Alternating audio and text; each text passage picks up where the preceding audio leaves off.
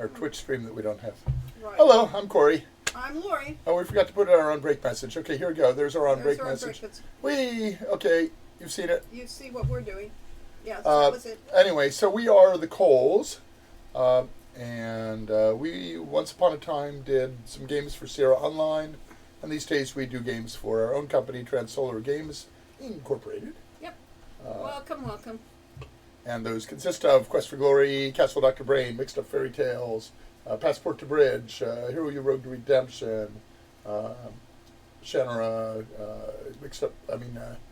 Summer Days, Tilly's Tale, Summer Days of Feo's Adventure, and Summer Days Sammy's Story. Ah, yes. Some of which don't exist yet. Well, they don't exist. They do exist. They just are not released yet. Ah. And they aren't finished yet, which is why they aren't released yet. Hello. I was just reading a biography of Terry Pratchett, and one of his lines from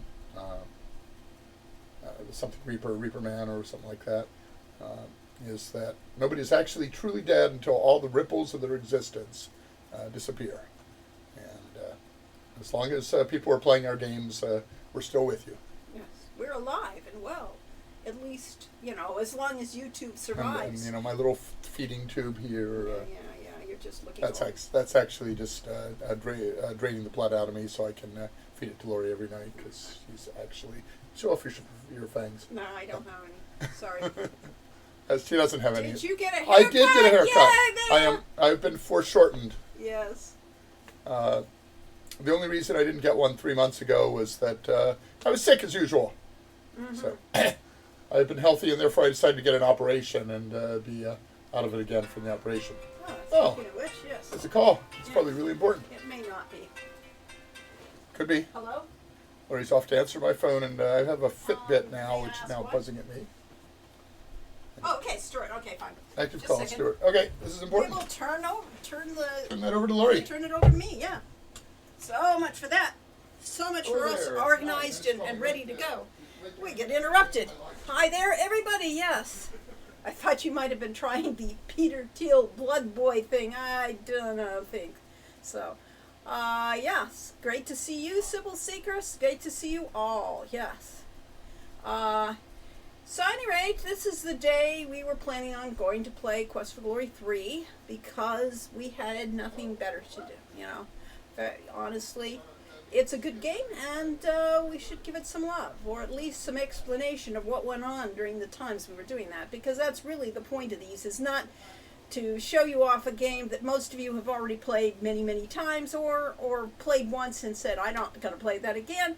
And so we'll give you the behind-the-scenes scoops on what we did and what was going on then. So, but before that, we'll catch you up with what was going on. Corey did have an operation in the meantime, and that's why he's got that weird-looking little tube there, which is draining out the blood. And, or something similar, or at least in theory, if it needed it. What we've been doing is running around a lot. We have to do a lot of junk that happens in real life.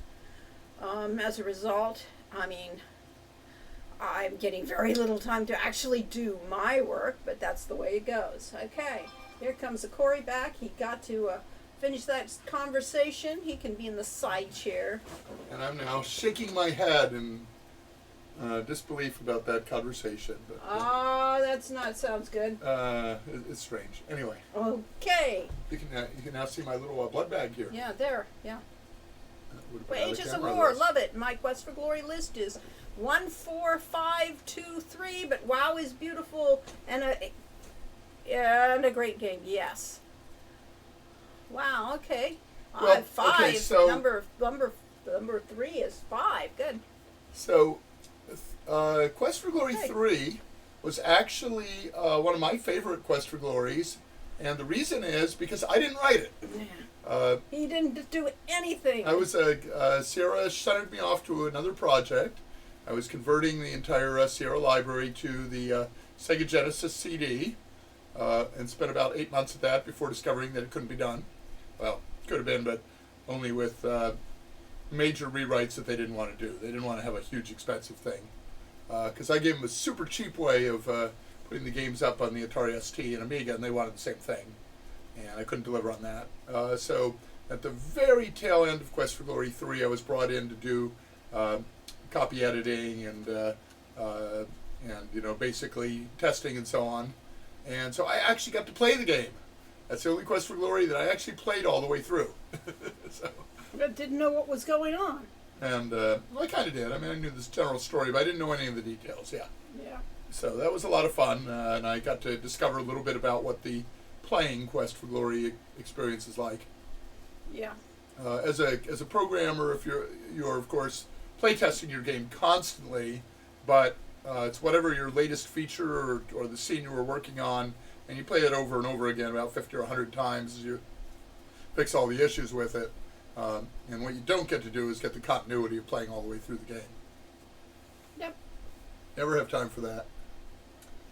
So yes, Sierra was in a strange position that year. Corey was doing one thing.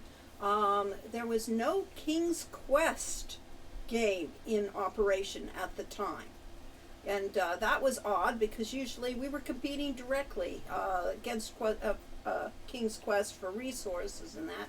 And because there was no King's Quest, we wound up with the best art team that Sierra had at the time, which starring Andy Hoyos, the art director, who was, one of the best artists Sierra ever had, and we had the best team. So it was amazing because we finally got, Everything we needed. everything we needed to make a game. And as a And result, of course, that was also the year that you were working on the remake of Quest for Glory 1. yeah, well, and that was more. switching time between them. I'm not sure whether that conflicted with that or mixed up Fairy Tales. Mix of Fairy Tales was previous year. Was it really? Okay. Yeah, so it was Dr. Brady and Mix of Fairy Tales were together, and then Quest for Glory 1 VGA, which Lori had to basically rewrite for point and click. Yeah, because it was a very different style game. The point and it was my introduction of what it takes to do a point and click game, Hi. which was very different than the parser style games. It had a lot of puzzles needed to be rethought out in that. So yes, I was doing a lot that year, and the year before too. Yes, I had, Corey had very little to do with Quest for Glory 5. For 1 year he was gone the whole time. He was working for another company.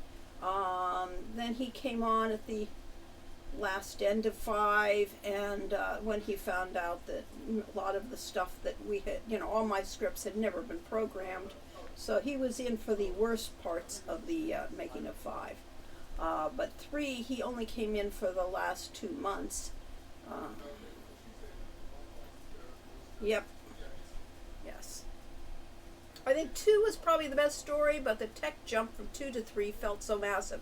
It really was the difference between, the VGA and color.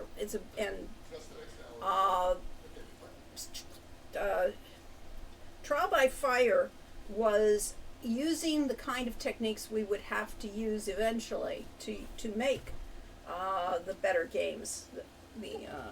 The style was the same, but we were still stuck with a Style, you mean the EGA? yes, the EGA was But, still. but we're doing the techniques that would be used Yes. for better art. So we had the techniques at least had been ironed out by the time we got to 3, and honestly, the techniques that we were developing for 2 didn't get used for 3 anyway. The things that were supposed to be the way to do it, Something always changes. something always changes, because with 2, they scanned in the pencil art and then programmed to that, and then found out the pencil art was nothing like the painted art, and so they had to redo it then.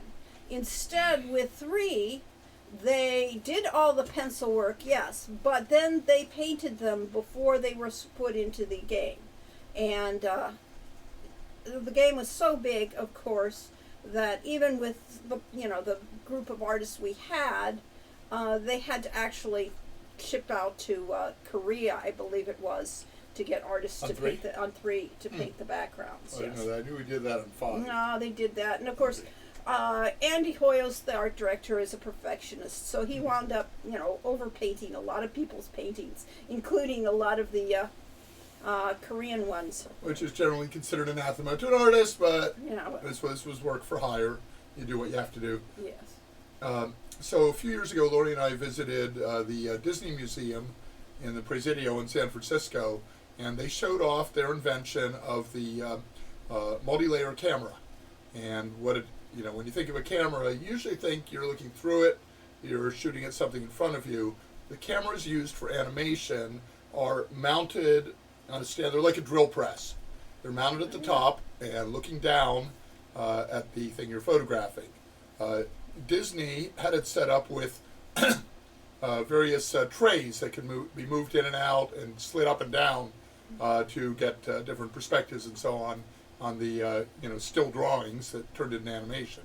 Okay, so Sierra had a subset of this, and it was the top-down mounted camera and just a flat plane down below, but some fiddly bits to it, some fiddly software bits, because even though we went from 16 color to 256 color, they didn't want to just have 256 colors. They wanted it to look like Thank you. true color. Thank you very much, Molly. Molly. Yay! Subscribe. Jeez. Molly subscribes every time she comes here. Wendy's 7 months, currently in a 12-month streak. Wow. This happened to me the other day, actually twice in the last month, I believe, in Wordle, that I broke my. I had a 189-day streak, and then I broke it. And I broke it again 4 days ago. It's like, oh, okay, no big deal. Okay. At any rate, we were. So anyway, these cameras are pretty cool things. So it's it is a motion picture camera that is mounted on a frame, looking down on a well lit thing that you clip an artboard to, and they scan that in. Thank you, Toga Mario. They scan that in, and then 5 months. Wow. Yeah, software automatically takes the painted colors and does a reasonable semblance to bring them into the restricted palette. Of course, there's 256 colors total. 32 colors, I believe, were restricted as system colors, used for menus and stuff like that, and couldn't be touched. I think there was 64 colors for the characters, all the heroes' clothing, and all the other characters, anyone that might appear in multiple scenes. And and some of that was purposed so that we would have a separation of character and background. And so that left 120, no, more than that. Whatever.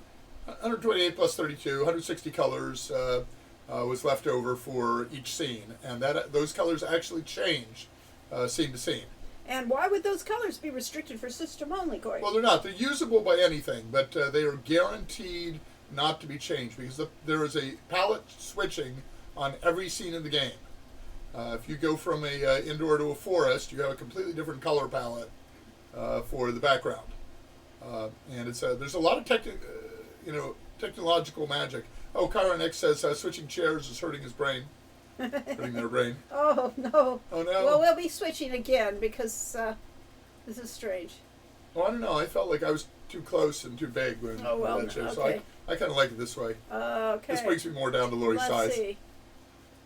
So anyway, there's really complicated stuff that goes on. Now, these days, games usually use True Color, which is Yay, thank you for subscribing, Dr. Raleigh. 24 With bits. Prime. Hype train incoming. All we need is one more people subscribing, and we'll probably get a hype train. Hype train, come on, let's get, we have a limited time to earn exclusive emotes. Gee. Our train is at 93%. Yeah. Uh-huh. And I think some of these subscriptions turn into pennies to us. Maybe. And And literally pennies to yeah, us. I think we got a $139 payment last month. Oh, that's actually money. It's That's better real than pennies. money, yeah. So it's good to have subscribers. There we Hype are. train, thank Hype you. train. We get to go like this Triple and say seeker, hype. Yay! We gotta make Oh, it's snowing. We got Twitch. confetti. Yes, we made Twitch happy.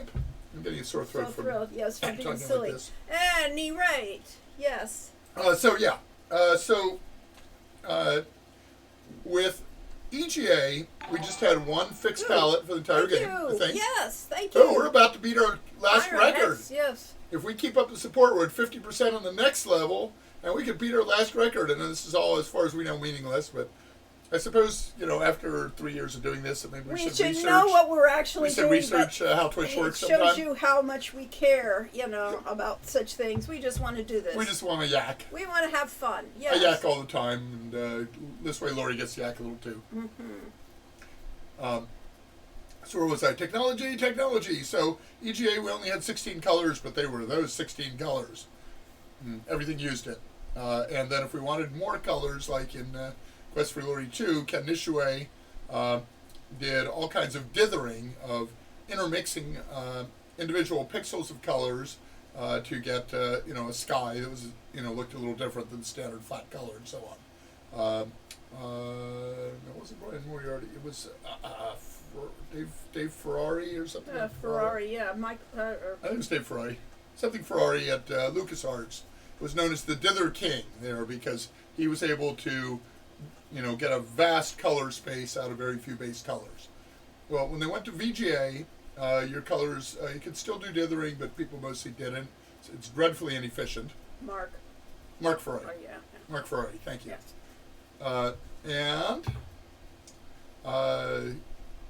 So what they did is they made each scene, the background colors had their 160 plus or minus colors that were allowed to completely change the palette. And that got you the colors of the background scene, but the characters had to have the same palette throughout the game. The system colors, your menus and so on, had to be the same color throughout the game, and the game could use those colors. But couldn't those touch colors were locked. They could not be changed throughout the game. Okay.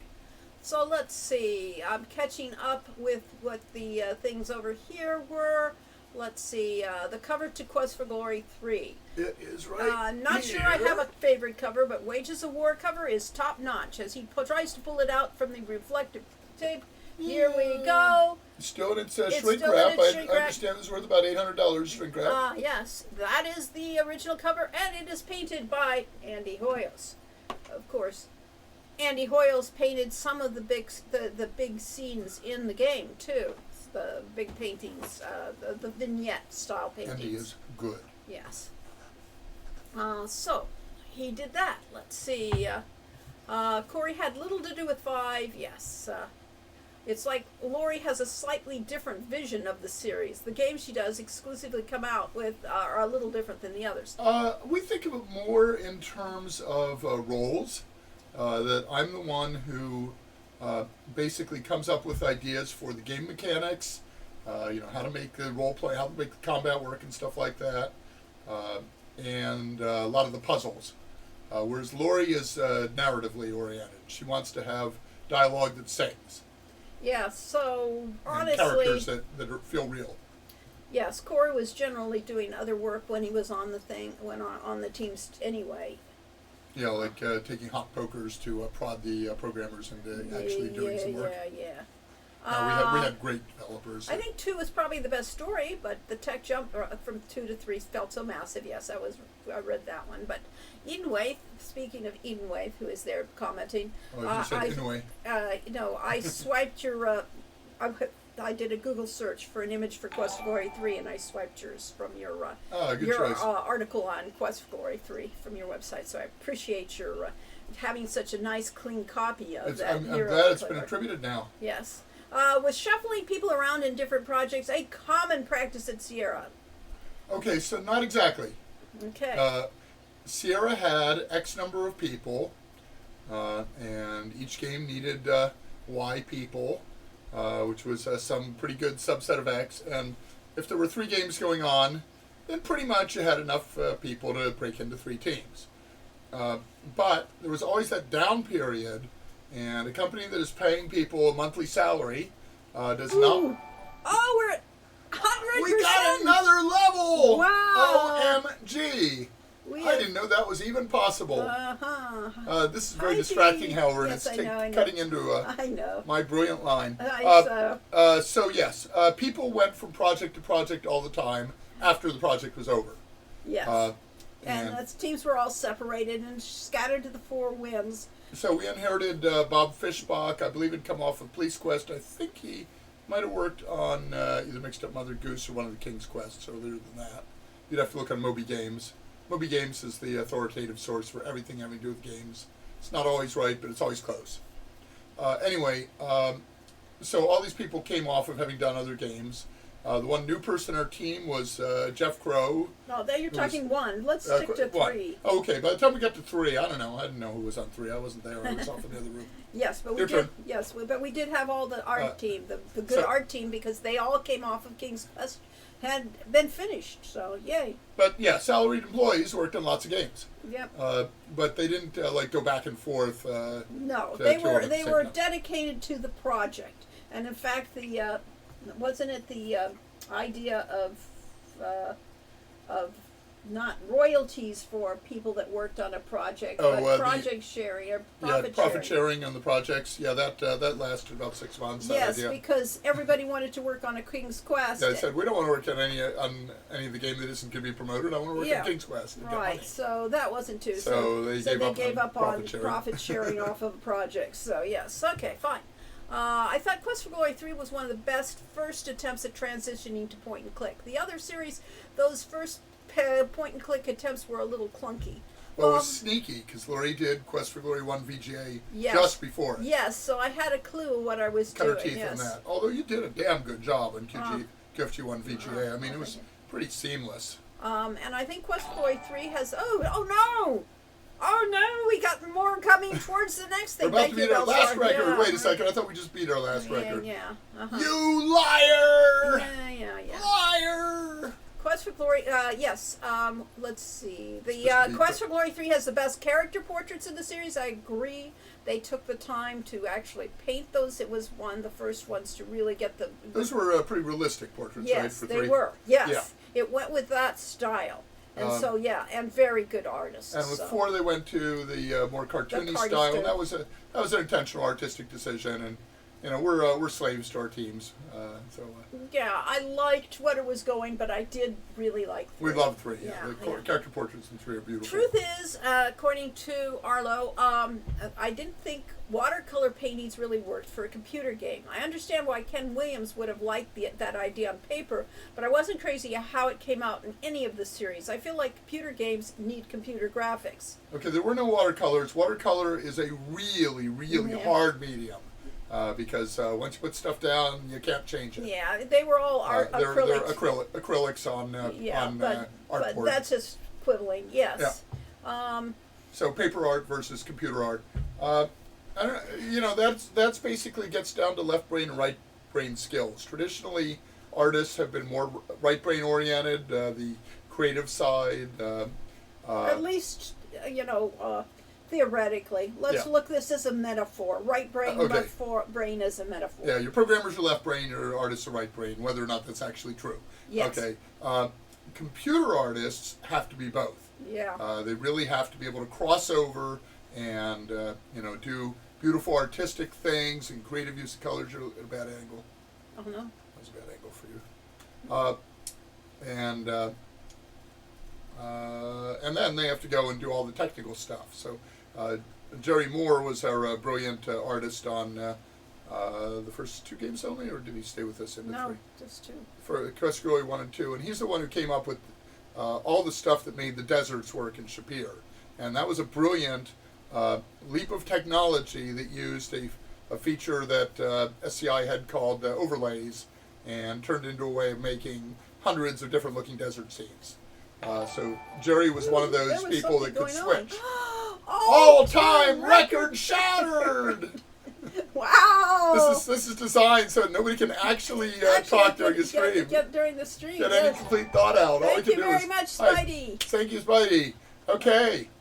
And I didn't even advertise this Yes, on the Spidey, thanks a Kickstarter lot. or on Patreon. So you're all the hardcore that came Yes, in really. through Facebook Yes. or Discord. Yay! Thank you. Gifted 5 tier 1 subscriptions. Yes. Thank All right, all you new subscribers. I hope you enjoy them. Yeah, I hope you got a thing. I So let's should see. warn you all that Laurie has been talking about getting rid of all of our Patreon tiers on the grounds that we're actually not going to need money pretty soon. Maybe. Maybe at this rate we're going. It's just supplementary income for us. But I figure we can always spend it to make a new game and yeah, it goes not- into doing not this go into and too much that, debt. So Oh yeah, thank you, Lorian Wise. Yes, thank you. What did Lori and Wise have to Just say? subscribed. Oh, thank you. Yeah. At any rate, we're trying to get through this, Corey. So we were talking about right and left brain artists Yes, and you programmers. were. You were getting And, into that. And something about, okay, so people who can do good art drawing on a screen, maybe today is common. But no, because 30 they don't actually. Most of them don't actually do. I think They're doing just like we did on they're 5. doing like Photoshop where you're taking a photo and manipulating Yes, it. yeah.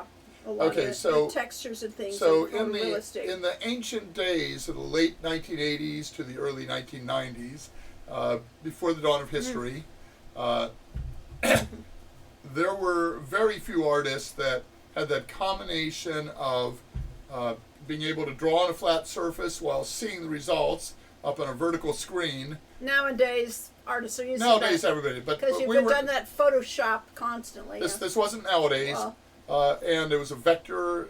Sierra's Oh, art yeah. drawing tool was vectors. vector, and they were crazy. It was very, very much technical brain. It's paint by number, effectively. They were essentially drawing patterns on the screen to isolate areas and then filling those with color.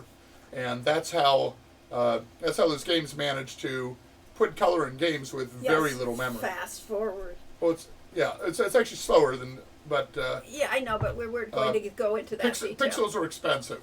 Oh, okay. Pixels We're are- paid by the pixel. Now we find out. Yeah.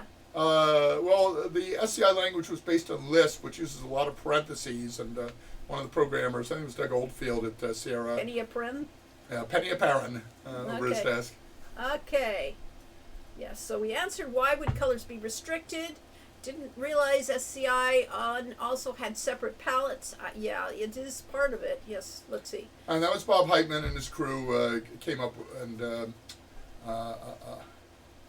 Larry Scott, and those guys just came up with brilliant ways of getting the most out of the colors they had. Were monitors better than the memory in the system? Not really, no. And Quest for Glory 5 looked beautiful on the old monitors. HT ruined it. Yeah. Well, they're basically stretching it and squashing it and stuff.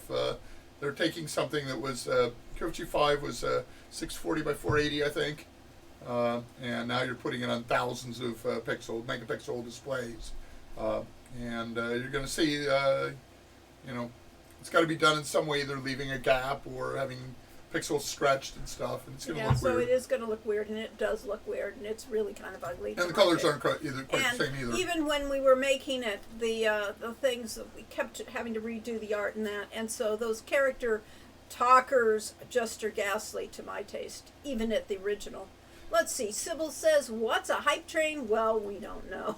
It's just a thing. It's just a way to keep you guys all so hyped up that you keep doing subscriptions and stuff that makes Twitch rich. Right. It's a way of making Twitch very happy. It gives them an idea that they might be making money off of this. And then if enough people subscribe and enough people come to these streams and enough people comment and we get enough hype trains going, then eventually Twitch offers to take our affiliates,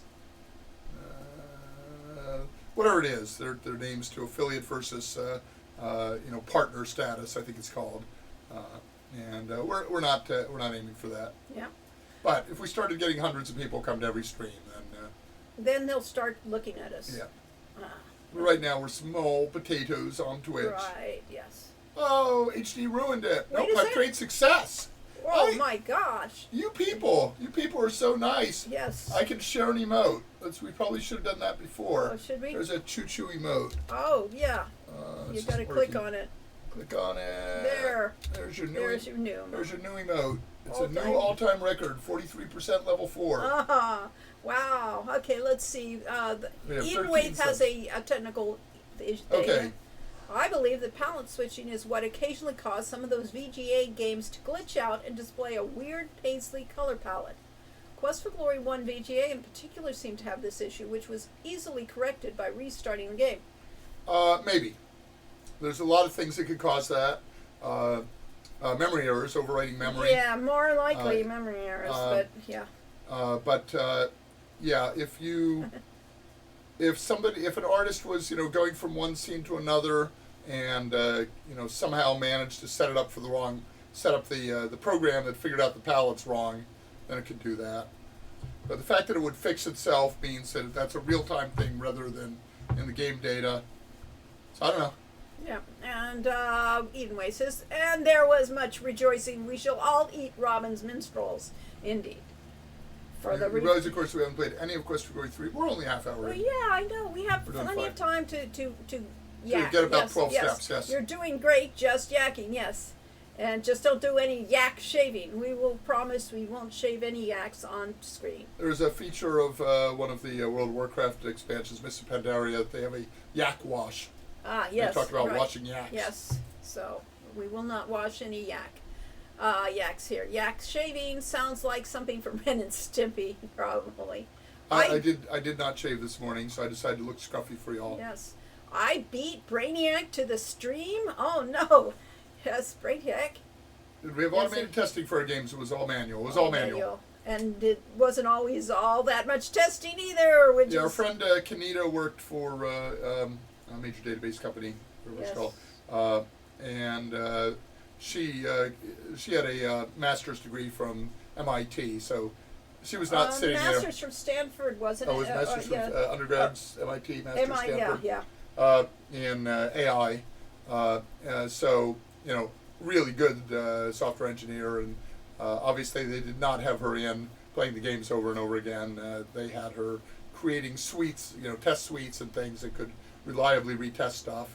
And that's what real software testing is, but it was not much done for games. No, games were all manual. We'd had a few expert testers who would do things like take a penny or a paper clip and jam it in between some of the keys, and then Go out to lunch. Yes. So there were all sorts of things.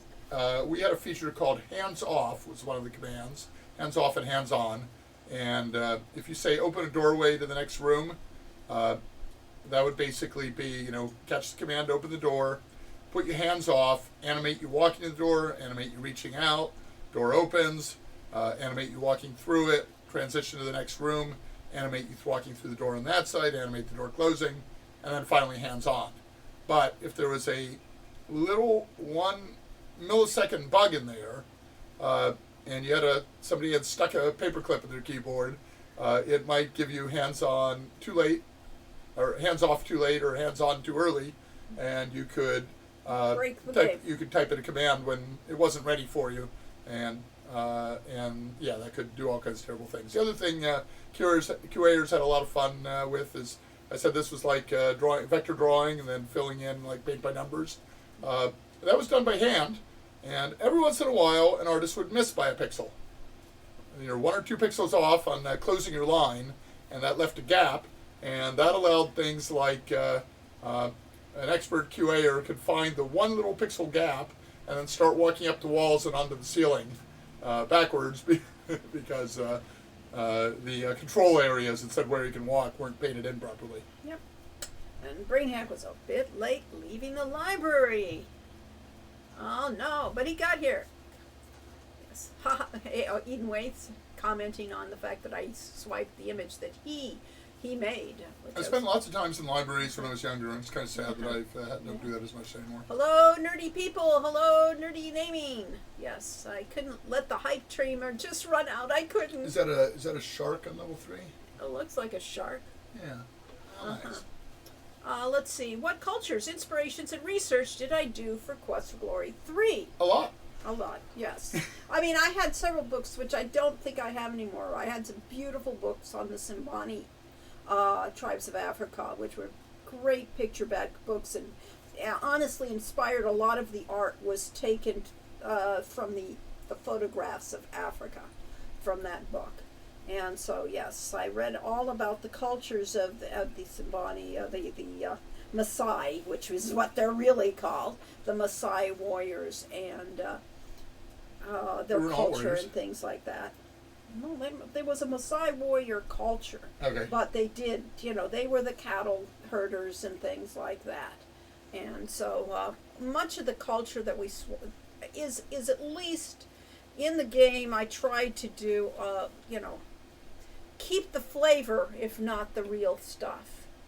Storytelling was definitely taken off of what I had learned from their culture and that. And so that's why I got the storyteller wrapper all around when you were there at the Simbani Village. A couple months ago, we talked about some of our game proposals that never got made. And one of those was going to be language immersion packs. If that microphone should be turned up a little. Aimed up.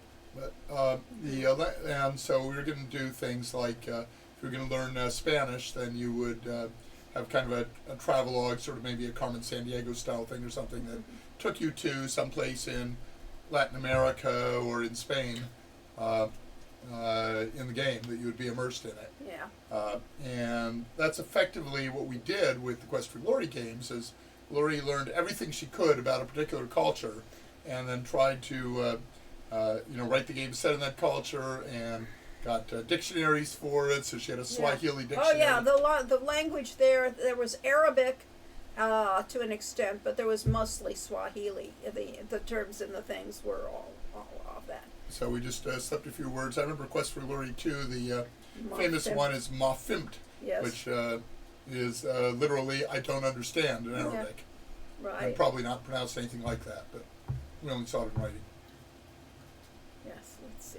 Schumann says, I knew it would all end in tears. That's a secret. It's tears all the way down. Yes. There is... That's a pretty good description of game development. Yeah, you're really... It's game development's great highs, terrible lows. Yes, but tears, T-I-E-R. Yeah, I know. So, yeah, okay. There is also a subscriber function on Ko-Fi too. Coffee too, which I've seen some Patreon creators move to. An option for you. But that's... I don't know. We haven't looked into it. We haven't needed to. I actually talked with a guy. Oh no, I think Molly's going to take off. Oh no, good seeing you, Molly. Be well. Thank We you. may miss Sorry, you already. overstimulation. Well, we're good at overstimulating. Yeah. Yeah, we're too loud. I mean, I get into discussions online or meetings and stuff, and I will zone out entirely and have to do something else. Just can't handle it. What after a while. benefits does partner status give you? I don't know. I think we get a higher royalty rate and so on, but since we don't understand the royalty rate we get, Right. And of course it comes with obligations. So most of the people who are partners are people who stream Every day yeah. or close to it. Yes, we don't stream nearly enough for their liking. Once every 2 weeks is. In fact, their calendar is only set up. We can set it for weekly on Saturdays. That means that every other week, if people come here, they'll be disappointed. Oh well. And Schumann. Those are of course the weeks we're broadcasting. The in between weeks is less disappointing. Aha, I see. Schumann says artists had more of a challenge back then too, because the palette and resolution restrictions. Making something look good in 320 by 216 colors is a task. Yes. And making something that looks good in 320 by 216 colors that also looks acceptable in 4 CGA colors is a big task. Yeah. Well, I had a better one than that, because my first project at Sierra was the Atari ST. And Atari ST had 3 graphics modes. There was high-res black and white, medium-res color, and low-res color. And the thing is, you would have a completely separate monitor for the monochrome. So that was 640 by 400 or 480. I think it was 640 by 480. Might have been 400. And I had to set up all the code for all the conversions I did so that it would work on any one of those graphics resolutions. And it would, and I personally think, I got a lot of help from Bob Heitman on this, and he found me some technical articles. But I personally think that the monochrome version of the Atari ST, it fools you. You think you're watching color. And it looks really, really good. So it was, 2 colors versus 8 colors versus 16, I think. Something like that. Bill, this stream has started it too, in theory, yes. And it did. We started pretty much close on So time. it started monochrome. Yeah, okay. It started. And it's getting more colorful as we go along. Yeah, there is a CG image of Spider-Man that actually looks good in eyeball searing cyan and magenta. Yeah. Yeah. It is possible to get an individual image that looks fine in those colors, and it's basically like, the old pop art Yeah, things. exactly. But I've been working on some 1-bit art for the Playdate. Oh boy. there you go. Interesting challenge, but the screen's resolution is 400 by 240, so it's high enough resolution that the pixels are small enough to simulate various shades of gray. Oh, that's cool. Yes. Yeah, we actually, the way I did it, Bob Heitman's suggestion, was I actually made blocks Ooh. with a dither pattern in each block, and the game would map to one of those blocks for an area of the screen. And David TKI says, funny thing about hands off is it stops you from walking, but turning isn't walking. Oh dear. Yes. And Edenway says, is that part of the speed running tactic? And TKI says, yep.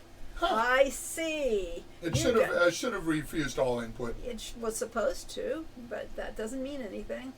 But it's particularly in the first two games, Quest for Glory 1 and 2, that were using the typed-in interface. If you could slip in a space bar anywhere, then you could do anything. You could type any command. That's the trick. Yes. And I had to completely redo the Cobalt Cave right at the end of the Hero's Quest because it was crashing. And it was crashing because you could get in there and cast a spell while the Kobold was reversing a previous spell on you. And if the Kobold died in between, then he would be deleted. It shouldn't have been done that way. This is bad code. Don't do this at home. So there was an invalid object. It was pointing into a random part of the computer memory and killing something. So that sort of thing. Basically, you do not want people acting at times when the game is not expecting them to act. Yeah. And that's the layman's version. Yes. High-ish res black and white is its own animal. Arguably an easier one than making CGA colors look good. Absolutely. Yep. Yeah. Just like black and white photography can be beautiful. And David has used that technique at least twice in Quest for Glory 2 EGA and at least once in Quest for Glory 4. That's fun. Yes. Now, we'll note that having not started Quest for Glory 3 yet, I have not 50 died. Shades of Grey, yes, yes. I wonder whether sometimes CGA would have looked better if you could pick any 4 colors instead of the 3 or so predefined palettes. I suspect not. Okay, so while we're on the ridiculously technical parts of things, in addition to only having 4 colors, all of the memory for a given scene, we used a segmented architecture. We only had 64,000 bytes of data total for the data and the code. What are you talking about specifically? I'm talking about in a game of that period, anything on the anything on an VGA? Intel architecture, Intel. So on an IBM PC, anything in on a of what era game? this is 70s and 80s. Okay. And Pre-Sierra. early 90s, late 80s, early 90s. It was still there when we were doing Heroes Quest and Quest for Glory 2. Everything was segmented architecture, which means there was never enough memory, there weren't enough colors, and if you tried to do dithering, that completely ate up your memory because now all of a sudden instead of saying command, draw, fill, you now have draw pixel, draw pixel, draw pixel, draw pixel thousands of times. Yeah. And you would rapidly run out of that 64K memory. Bill Kuhn says, I would like a tool to change the palette colors. For instance, I'd like to make day scenes out of Doug Herring's screens in Colonel's Bequest. That's an interesting one. I mean, Colonel's Bequest actually is a pretty good-looking game, all things considered, yes. I read a number of character names in The Lion King were from Swahili. For instance, Rafiki apparently means friend in Swahili. Seems likely. Yes. They did the same thing we did. Yeah. They got their Swahili, or maybe they actually consulted somebody that actually spoke Swahili because they had money. Heresy. And they actually went to Africa to, sketch animals and things like that. Lori's great sadness in life is that we never made it to Greek Isles to our research Quest for research, Glory yes. 5. Yes, as opposed to, maybe next year. Jay Jensen getting to go over to Germany. And, yeah.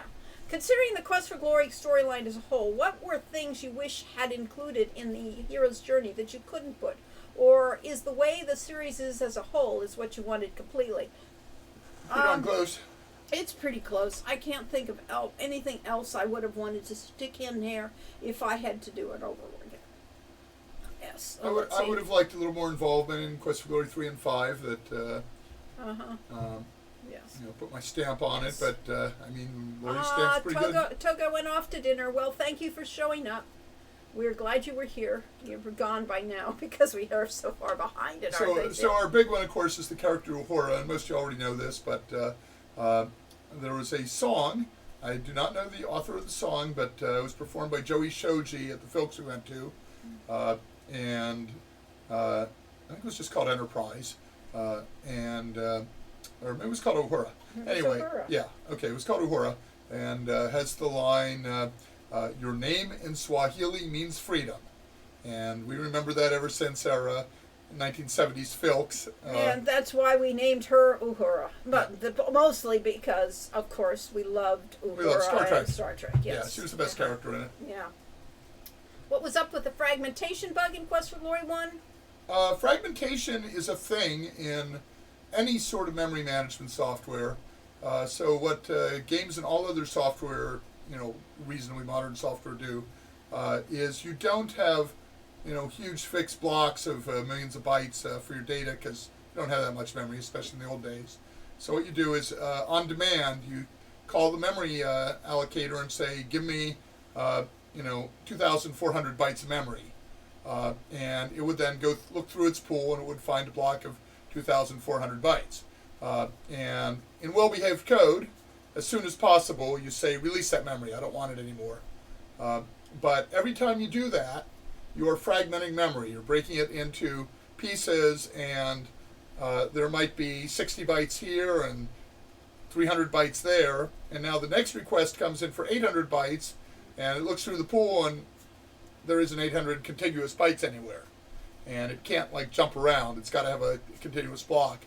And at that point, the program runs out of memory. Even though there's still memory there, it's all fragmented, and it can't allocate a block. Interesting. What basic language does is it has, and I think Pascal also has something called garbage collection. And garbage collection means that periodically it has pointers to all those blocks of memory, and periodically it moves them all around. It defrags? It defragments on the fly. On the fly. How about there? And that works great on modern super fast computers. Didn't work so well on painfully slow TRS-80s.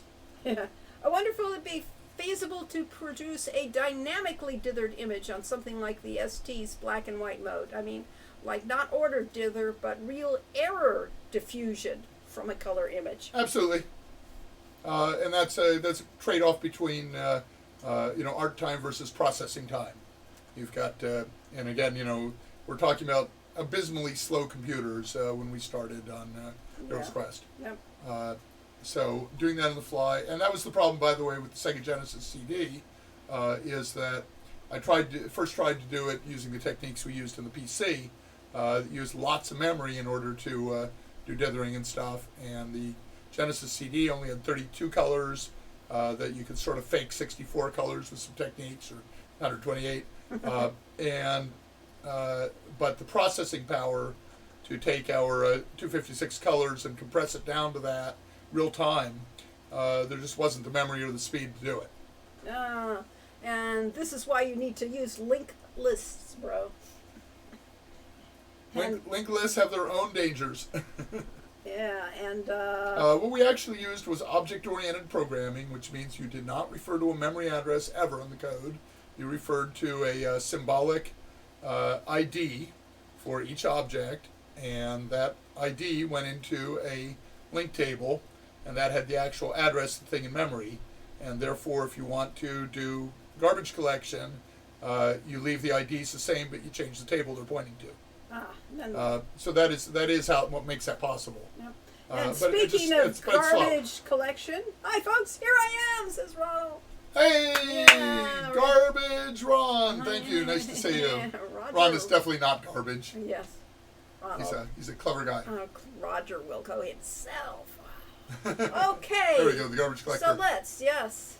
Oh, I got to talk about my poker game now. When I did Full Tilt Poker, sometimes aka Jet Set Poker, in the early aughts, we were doing database stuff with people that didn't know much about database, and we're doing real-time poker games with real money involved, and people would deposit money to the table, and they would make bids and so on that came out of escrow from that, and it was, very important to get it right because it's real money. And every once in a while, the database engine would decide it was time to garbage collect the database engine, and the entire system would freeze for 10 to 15 seconds.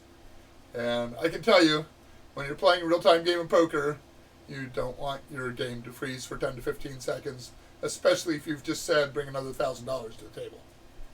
Okay. So yeah, it's and of course that's because the database is working with hard drives and even tape drives for backup, and they're slow. So Well, you too. garbage collection's Right. hard. It's always a trade-off between speed and memory and In other technique. words, computer programming is pretty complex.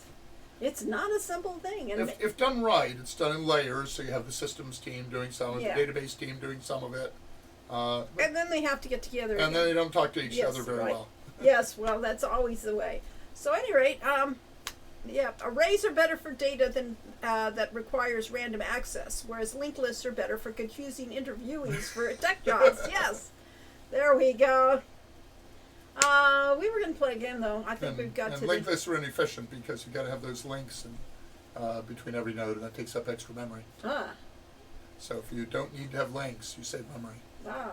And when you're counting bytes, that matters. When you're counting megabytes and gigabytes, not so much. Okay. All right, Larry says we should play a game. And he has to set up the game What's because. this? I've got a message on Patreon that I haven't read. Oh well, you don't need to read it right now. All I don't right. think, yeah. So, at any rate, yeah. I don't remember how you do this. I don't know how you do it either. Do Steam or GOG. Well, do one or the other. But I let's just see. could have updated my Steam in between. Keep yakking. I was trying to think. Yes, you're yakking, so it's hard for me to yak over you. Yes, I did fix a linked list in an old project about 10 years ago. It was an interesting and nerdy endeavor. Yes, I much better understood what I was doing than when I first wrote the program. Yeah, fixing anything requires more use of trying to figure things out. Let's see. Uh-oh. You're offline. You better get yourself online, I guess. So any rate, yes, I've never actually encountered a linked list outside of college classes. Yeah, well, who knows? Tree data structures. That's what we use more at Sierra. Huh. Okay, let me try to be Corey instead of. I was trying to borrow Well, the game college from Corey. classes interviews, I see. All right, let's try again. Library. Oh, I got a lot more games now. You do. And one of Quest them's for Glory Tilly's Tale. Collection. Hey, there we go. Quest for Glory Okay. Collection play. Okay. Quest for Glory. Should I switch over first? No, you should set it up first. Do-do-do-do-do. He's going to do that. Okay, now you can switch it over. No, you can't. No, I can't. There's a reason I was going to I was switch there. over Well, first. you should have said that. Okay, they can listen to This that thing. music and use It's their probably really loud. imagination. Yeah. Wrinkled lists. Escape. Escape. Okay. Well, that's sitting over here. All right, hit Alt Windows or hit Windows key. Windows key. There you go. That does it. Ooh. Okay. Now we are switching to desktop. Okay. There we go. I can still hear Now that we music. can come. Somewhere's the game? Is it real? That one? There. Maybe this one. Yeah, that's the game. Okay, and now it says small. So now we hit They've got a thing up there to put the window. Alt Enter. Huh? Alt Enter. Yeah, I think that's it. It's either Shift Enter or Alt Enter. Alt Enter. There we go. Whoa! There it is. All right, I want to know whether this music from the game is overwhelming anyone and hurting your ears. Yes. How's the sound? We can change the thing. If you program in Python, collections.deq is a Deck. deck Collections.deck. is a linked list behind the scenes. The sound is well balanced. This is a perfect example. Good. This is a perfect example of. Kitty needs more cow dog. Perfect example. Cowbell. Okay. So it's a perfect example of the discussion about old monitors versus new monitors. On my left-hand screen, which is actually a larger monitor, it's 27-inch, I think, we have the game in a very small window, and it looks perfect. On my right-hand monitor, where we're actually playing the game, it's a smaller monitor, 25-inch screen, but it's filling the entire screen, and it looks really pixelated. The game looks beautiful on the small screen. Yeah. Fighter Magic User Thief. Choose. All right. 1, 2, or 0. We're 0, not going to 1, do a or poll 3. because I didn't run the bot. We don't need to. If you say, Fighter Magic User. okay, well, I would have let them do it. It would have taken time. It would have, but we have all the time in the world. Well, Hero says that feces are hidden in most languages. He technically uses a hash table every time they use a JavaScript object. Wizards don't need a lot of strength. They need a lot of intelligence and some magic. I already got all that. Should I just throw away the rest of my points? No, you should, do. What was the Box. point? You could explain how they did it. Luck actually affected things too. I think it's a little loud though. Can you adjust the temp thing now, or? Only by crashing the game. Oh, I see. Should we want to cancel? Yeah. Oh, now we're going to get a movie. Are you? A little bit. Okay. Okay, hit your Windows key. Windows. Why? I meant it to change the sound in the game. I'm just going to change it in my speaker. Oh, okay. I guess you can do that too. Instead of 100%, we'll shake it down to 50. Okay. Yeah. This might make it too quiet for everyone, but that's okay because they've all heard this. Yeah. All right, now we do the Alt-Enter. Alt. Enter. These are all intuitives. Of course it is. It took me a while to figure this out. Credits, play game, instructions. Oh, maybe I can learn how to play. Technical info, technical tips. Wow, boy, that is nothing useful. Something else. Game information. How to use the icon bars. Main icon bar. As man, this text is too big. See, it's much better over there. Yeah, on the small screen. Yeah. Wages of jar, like a swear jar. Yes. Now, Lori, when she was doing a game for kids, did mixed up fairy tales, and she said this is too complicated for 4-year-olds, and she went to Look and Do. Mm-hmm. And when we got to doing Hero You Road Redemption, she said, that really is everything there is. You look at things and you do things, and we made it for adults by when you say do, then we give you the menu. It says, what do you want to do? But if there's a phone number for hands, we can call that number if we get stuck. Oh, okay, good. And we should read pages 13 to 18 of your Sierra Game Manual, which would immediately turn that $800 game into a $300 game if I take off the shrink wrap. Action icons. Special action icon bar when you click on the 5th icon from the left. Oh, this is so intuitive. I didn't write this. Who play these games? I Who know. can even play these games? I Really? don't know. Fight monsters? Okay, that's important. Distance combat. Yeah. When a hostile character approaches, you can take action by casting spells and throwing things. Read the manual. Gee, all of this RTF comes down, yes. RTFM. Uh-huh. All right. Running away, there's the important We know that part. Yeah, We're we experts got that, on that. yes. Yeah, enough already. First time we did one of these games live, of course, Roy to VGA, I think it was, that we were running away a lot. I'm wondering whether I already have a saved game. I don't. What do you know? I probably do on GOG. Maybe. Play game. Okay. Create a character. All right. Did you all agree with Magic User, or did you want something They else? didn't answer. Nobody so, said a thing. So therefore, What do you want to play? Magic User's fine. Okay. I always played Magic User. All right. What's your name? Lorelei. Lorelei. He's Lorelei. Yeah. That was the name of my first computer that I built yeah. before I met Lori. Um. So you were named after my computer. Yeah. No, thank you. Not Devin. Devin Aidendale. Although Devin's a perfectly good name for a wizard. You How know. about Devonicus? Okay, there we go. Go ahead, type it in. God. How about DA? DA. Shift. D. Oh, it doesn't matter, does it? But you have to get up there. What's on it? Okay, type DA. D-A. Okay, Duh. That's Devin Aidendale. Wiz. The Wiz. Yeah. there. All right. You want to allocate? Why are we at Somebody said something about luck. 93?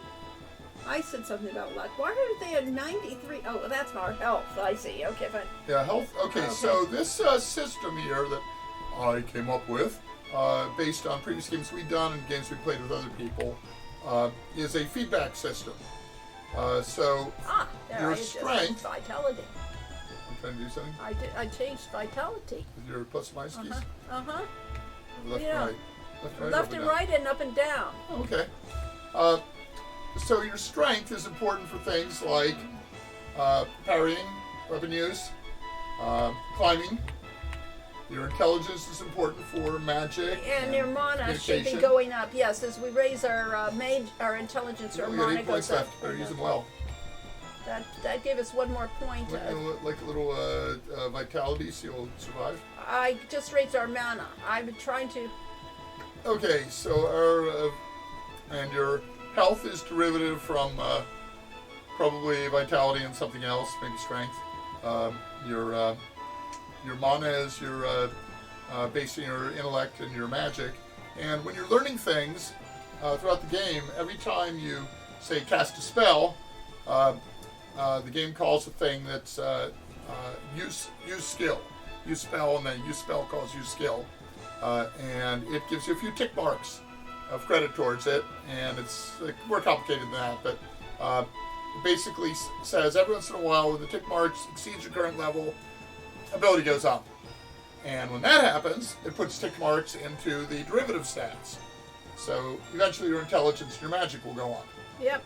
Okay. Rincewind is always an option. Well, the way we play with running away from most Masterian It's Gunner, pretty that's close pretty to Rincewind. accurate to our playing style. Yes. For real though, my favorite name for a Quest for Glory 3 hero is "This is no time for breakdancing." Health is 2/3, 1/3, as I record. I think vitality is the 2/3. Okay. And watching, missing the story. I know. Watching I didn't realize it would just flip through it. Yes, as you know, that's her. Yes, the evil Ottavis attempted to unleash the Djinn of Bliss in order to rule the world. She's really cute in this one. I like her. She is. design. I mean, even as blurred as she is on this screen. And it's great on that one. Yeah. Well. So the moral of these is you should always play these games in a smaller window, so the graphics are more compressed and they'll look much better. Ottavis stood before his hexagram, preparing to unleash the foul Iblis to do his bidding. Hear me, O dark powers! Light to the darkness! And the spell now breaks because He coughed in the middle of it. Yeah. so it all will back That on me. explains why the hero could move in and. Yeah, otherwise he surely would have won. But You entered the room and broke the seal of Suleiman by moving the candle. put the candle back, you idiot! You have destroyed my spell. Now you shall be destroyed. What are you talking about, Aziza? All the candles weren't lit and he didn't say any of that stuff. Your spell of reversal protected you from his spells. Ha ha! Unfortunately, Ottavis also had a spell to reflect spells. These are all, some version of reality. Yeah, it's what could have happened. Yes, Boom! So, Oh! instead of casting the spell at him, you cast it at the brazier. And he got burned, and he didn't like being burned, so he You bounce the spell off the wall. forgot to, important safety tip, if you have a penthouse rooftop summoning circle, summoning hexagram, make sure you put walls around it. Yeah, that would have been wise. Yes. Ottavis should have had proper railings installed, yes. Yes, the safety standards were not met. When Ottavis died, his magical power was released, and I could sense the moment of his death. Such a release of power should have been felt by skilled magic users all over the world. Still, there is some mystery concerning the death of Ottavis. So he definitely died, but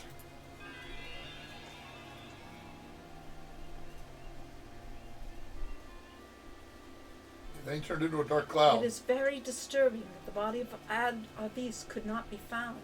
Even with all my magic, I cannot determine who or what removed the body or what became of it afterwards. So there's an old Dick Tracy comic where the bad guys have launched the body into the sun or something like that, and they're dancing around singing "No More Corpus Delicti." I see.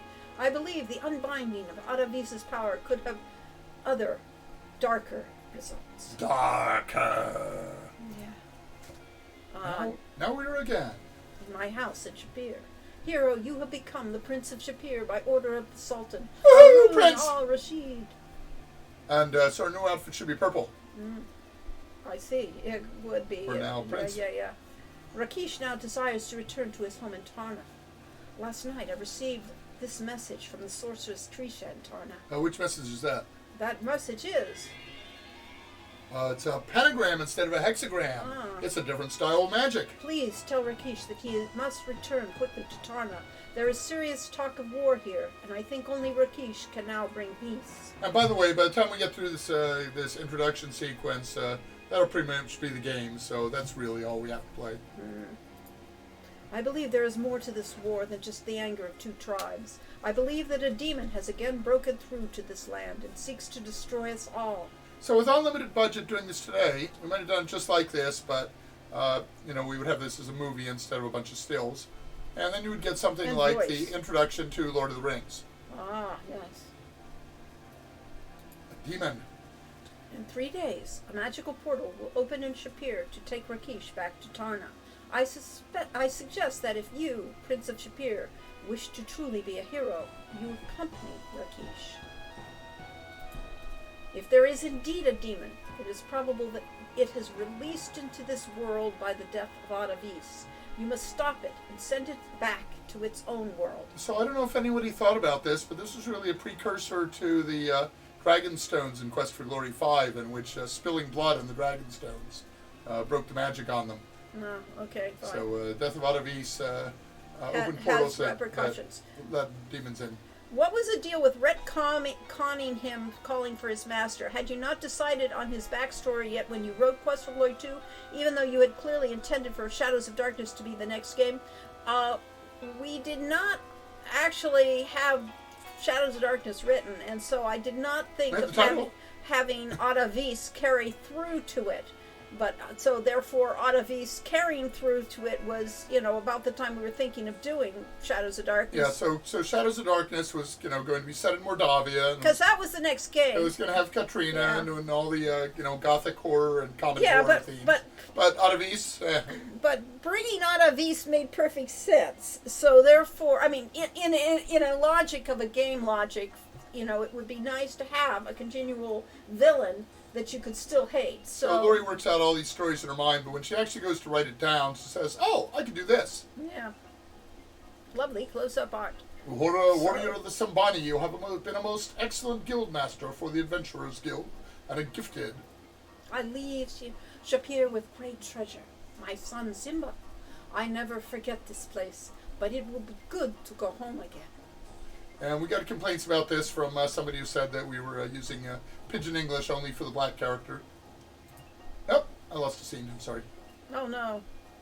We'll never find out what they said. My gift for your leaving comes from the gnome. Keep on laughing. I asked him for something you would find useful. May it serve you well. I've been wondering about this. Whether or not the Prince of Shapir, i.e. our hero, is the only Prince of Shapir. Or whether it's just or a whether Prince of he's Shapir. a Prince of Shapir. Yeah, sort of like an honorary doctorate. Yes. I always suspected it was an honorary. Sultan, the magical portal to Tarna appears! That's the wrong voice. Do you think Adavis knows Minos or had met each other? No, those are unrelated. If Minos had known of Adavis, he would have tried to use Adavis, and Adavis would just despise Minos because they're too of a kind. But yeah, they really come. I hadn't thought about it, but yeah, seeing these side by side, this game looks so much better in the quarter of a screen on the left. No, yes. So definitely don't play this in your full. Of course, you won't be able to read the text. Is the problem. Yeah. Well, no, it's fine. It's really it clear takes it up very there. clean, Yes, yeah. And it doesn't have these jaggedy text Yes. pixels. It's good to be with you again, Rakesh. Grisha, you have met Uhura of the Simbani village before. This is her son, Simba. Ottavice would find Minos pathetic. Yeah, Minos didn't have any power. Minos just, used others. Habari, warrior. It is good to see you again, Uhura. That son of yours looks like a strong and healthy young cub. Yes, she speaks in strange language too because she calls a child a cub. Yes. Missouri, Grisha. Thank you for helping me to return. Simba and I will be needing to get back to my people. Waharini. So, little bits of dialogue that she stole from the language, and we don't bother to translate it for you. You can figure it out from context. Kwaheri. Oh, was that her? Uhura. Yes, yes. Farewell, Uhura. He speaks English. He does. But, none of these characters are speaking English. No. There's not a single word of English in this game. Yes. Except for in translation. Yes. This is the young hero about whom Aziza spoke with you. He is the adopted Prince of Shapir and a most honorable man. Yes. So yes, Ooh, the linked list spell would be great to slow down enemies. Yeah, especially if you have to search through the... See, linked lists are sucky for searching. I've been most honored to meet you, Prince of Shapir. I can sense that you are also skilled with magic. Trees are much better for searching.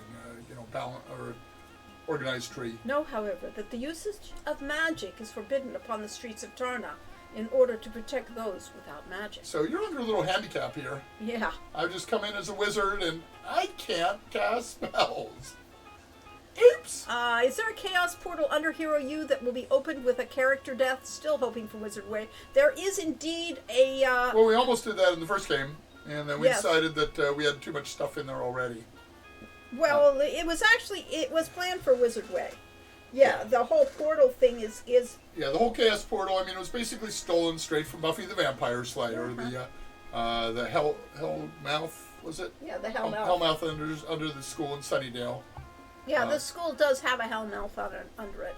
And, But then we have portals everywhere, so that's a part of the universe of. The Aquino that was scrawled on the wall in blood was Michael Aquino. We are not going to go into any stuff. Real giveaways. Real people. Giveaways. Any real giveaways for Wizard Way? Not really, but it's he's related. Yes. He's significant and important, but he's just off-screen character in the first game. Yes, and he would have more importance in Wizard Way. And yes, there is a chaos portal down there, and that is why the school was built where it was. Yes. I enjoyed the lore on the My text. Wiz, you're looking heroic today. Look at that. This is text search, copy, and replace. It's a %S in Percent C S. language. Yes. It was And percent it was also something. %S in SCI. Yeah. The Horned Skull actually has no magical significance, but Krisha thought it added a certain something to her workroom. These are Krisha's miscellaneous potion bottles. They contain all sorts of exotic potions like Tullamore Dew, Chanel number 555, and Herzvesten Extra Dark. Now, this is interesting because Lori or I would have come up with Tullamore Dew. I think I had to. I don't know who else on the team would have come up with. I had to. I think I had to write everything for this game. So that. Whereas normally she had somebody else to write the miscellaneous object text. Lori hates doing this. She considers that a waste of time to do all that. But, it's something. Let's see if we can... Reminds me of my house. think again. Let's see if I can tickle... Do not trouble yourself with such actions. I can adjust my fly. You straighten out your jacket and retie your boots. Appearances count. Except when you're wearing a tube from the back of your neck. I can talk to that thing. It doesn't say much. Ask about...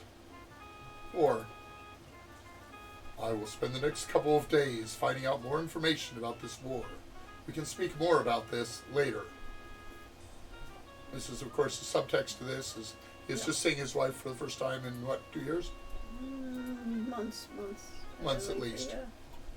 Ask about magic. It's important to ask about magic. Oh, yes.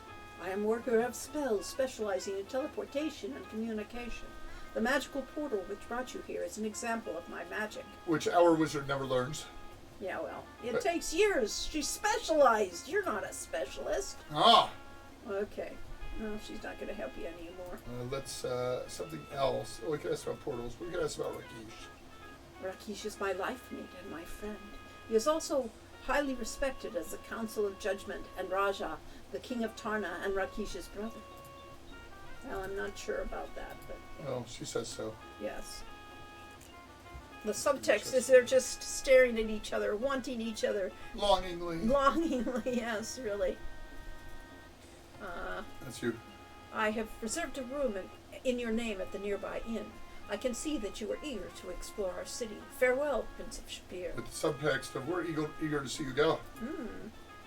Farewell, my friend. In 2 days I will stand before the Council of Judgment and speak of peace. I would like you to be there as well. Then we can journey together to the Simpani village. In the meantime, explore and enjoy Tarna. If you have any questions, please, I put that in all my emails, please, yeah, all right. Enter freely. You will be welcome at any time. Unless we're busy. Yeah. Enter freely and of your own will. What was that? Was that from Dracula? Yes, that is, yes. Well, almost. Almost Anytime. that time. After all, Rakesh and I need some time to speak with one another again after such a long party. Good day. Good day. That seems to mean something different every time you say it. That person let's in red see. looks really weird on the big screen. I like that Quest for Glory assumes that when you use the hand cursor on someone, you're trying to shake hands with them or something instead of assuming the worst like Quest for Glory 3 always does. King's Chambers. And we just came out of Magic. Shop, yeah. So they're actually in the magic shop. Yeah. There's your guard, a fierce-looking Liontar guard. He'd be fiercely looking if we were closer. But Because let's this see. answers whether the hero is really a virgin or that unicorn thing was a joke. I see. He Translate, get out. Well, the Sexy hero time. probably is, yeah. Until later in this game. Now that's kind of a funky walk. I think it can run, can't you? You can get him to run. Maybe. Are you walking to the inn? Is that the inn there? We have to go to the action menu. Oh, yeah. Whee! Yeah, there we go. That's a funky run, too. Getting jiggy with it. I'm trying to get in.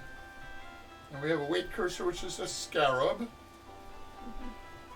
So Lori and I were both fans Narik of... Saeed Effendi. Welcome to the Welcome Inn, son of a sultan. What does Narak Saeed say mean? You are welcome, or something like that. Okay. I am known as the Welcome Woman. And we were both fond of Egyptian mythology, so... Yeah, Krisha, the mother of magic, has a room for you here. It is the first door on the right after you go up the stairs.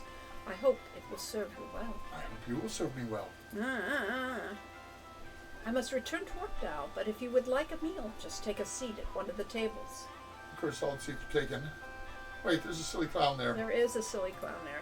Why is there a silly clown in this? Oh, my sound's off, so I couldn't do anything. There's a silly clown from Trial by Fire. A man wearing Egyptian clothing. Wait, Egyptian? What's Egyptian? Let's talk to the silly clown. The clown waves at you and says, something silly. Let's tickle him. Once turned on, silly clowns cannot be turned off. Is that true? Yeah, probably. They're there forever. Hey, she's back. What's her name again? Hello, hair of sunshine. What can I do for you? Yes, their She's blonde a hair nun. is very unusual in this Yeah. setting. Yeah. Let's talk to her. Ask, what's her name? Because I can't remember. My name is Jana Jamil, which means beautiful paradise in Arabic. Did we have a Jana working for us at Sierra? Yeah, we After? did, but it was a one-in Jana. Yeah. I was always amused folks insisted flirting with Jenna Jamil disqualified you from the paladinhood. What was it now? that people that I insisted. Oh, insisted that. Yeah. No. She lives for that. Yes. It's it's a difference between flirting and actually propositioning. Yes. Flirting This is all innocent, Yes. like all good inns. This has a very good restaurant. Yeah. And many. So, how do I order food? Maybe I touch her. She definitely avoids her hand. Apparently not. Order meal. There we go. I had to click on the. Yes, This yeah. is an innovation we did for this game, and I think it confused a lot of players. That you could only interact with objects in the scene. In this game, you interact with yourself. Yes. And clicking the talk icon yourself means talking rather than asking. Right. This was so that you actually had some, Things you can do. Things you could do, yes. Because after all, we're in the point-of-click era, and it Everything limits used to your be typed. options. It limits your options. So therefore, by putting that particular thing in, It stayed in the README for the GFG anthology. You shouldn't flirt with her if you want to make paladin. I think that's a chimera. Yeah. I think a few folks thought persisting after she Ooh, mentioned you her bring out your husband money to was pay for your meal. How do you get money? You have your money with Oh, you. Yeah. I'm sorry. You travel so far, but I cannot accept this strange coin from far away. You'll need to visit the money changer. I will just charge this meal to your room. It's a quality hotel. Maybe that's the source of fandom theory. I don't know. Yeah, could be.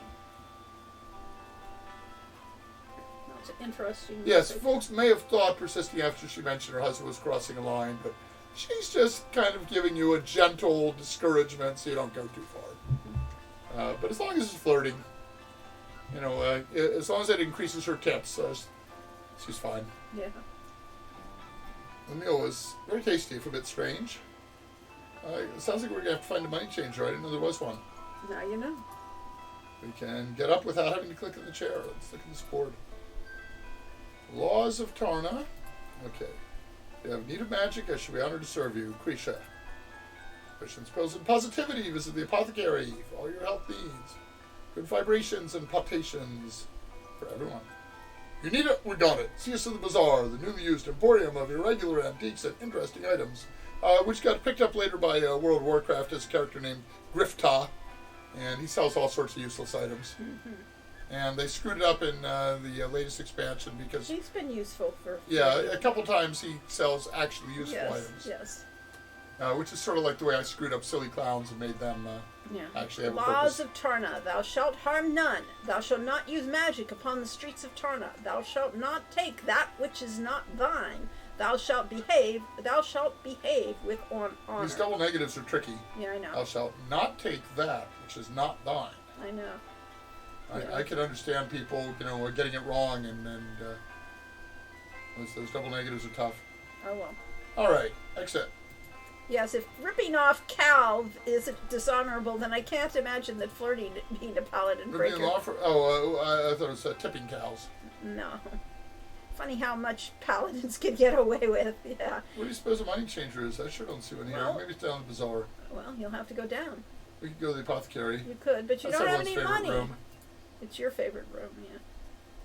Well, there's a character that everyone thinks is me but isn't. No. That's actually John Wentworth. Mm-hmm.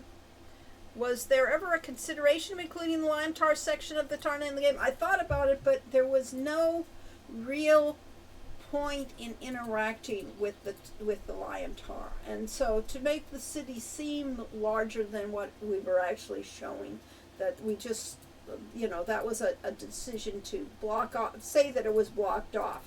But because you had no serious, I'd have to have real character development and a purpose for dealing with those Lion Tar, and I thought there were plenty of Lion Tar in this game. Yeah, one of the big decisions of a game is, we're trying to give a simulation of reality and give it some verisimilitude, but you can't do first of all, you can't do everything, and second, you don't want to do everything.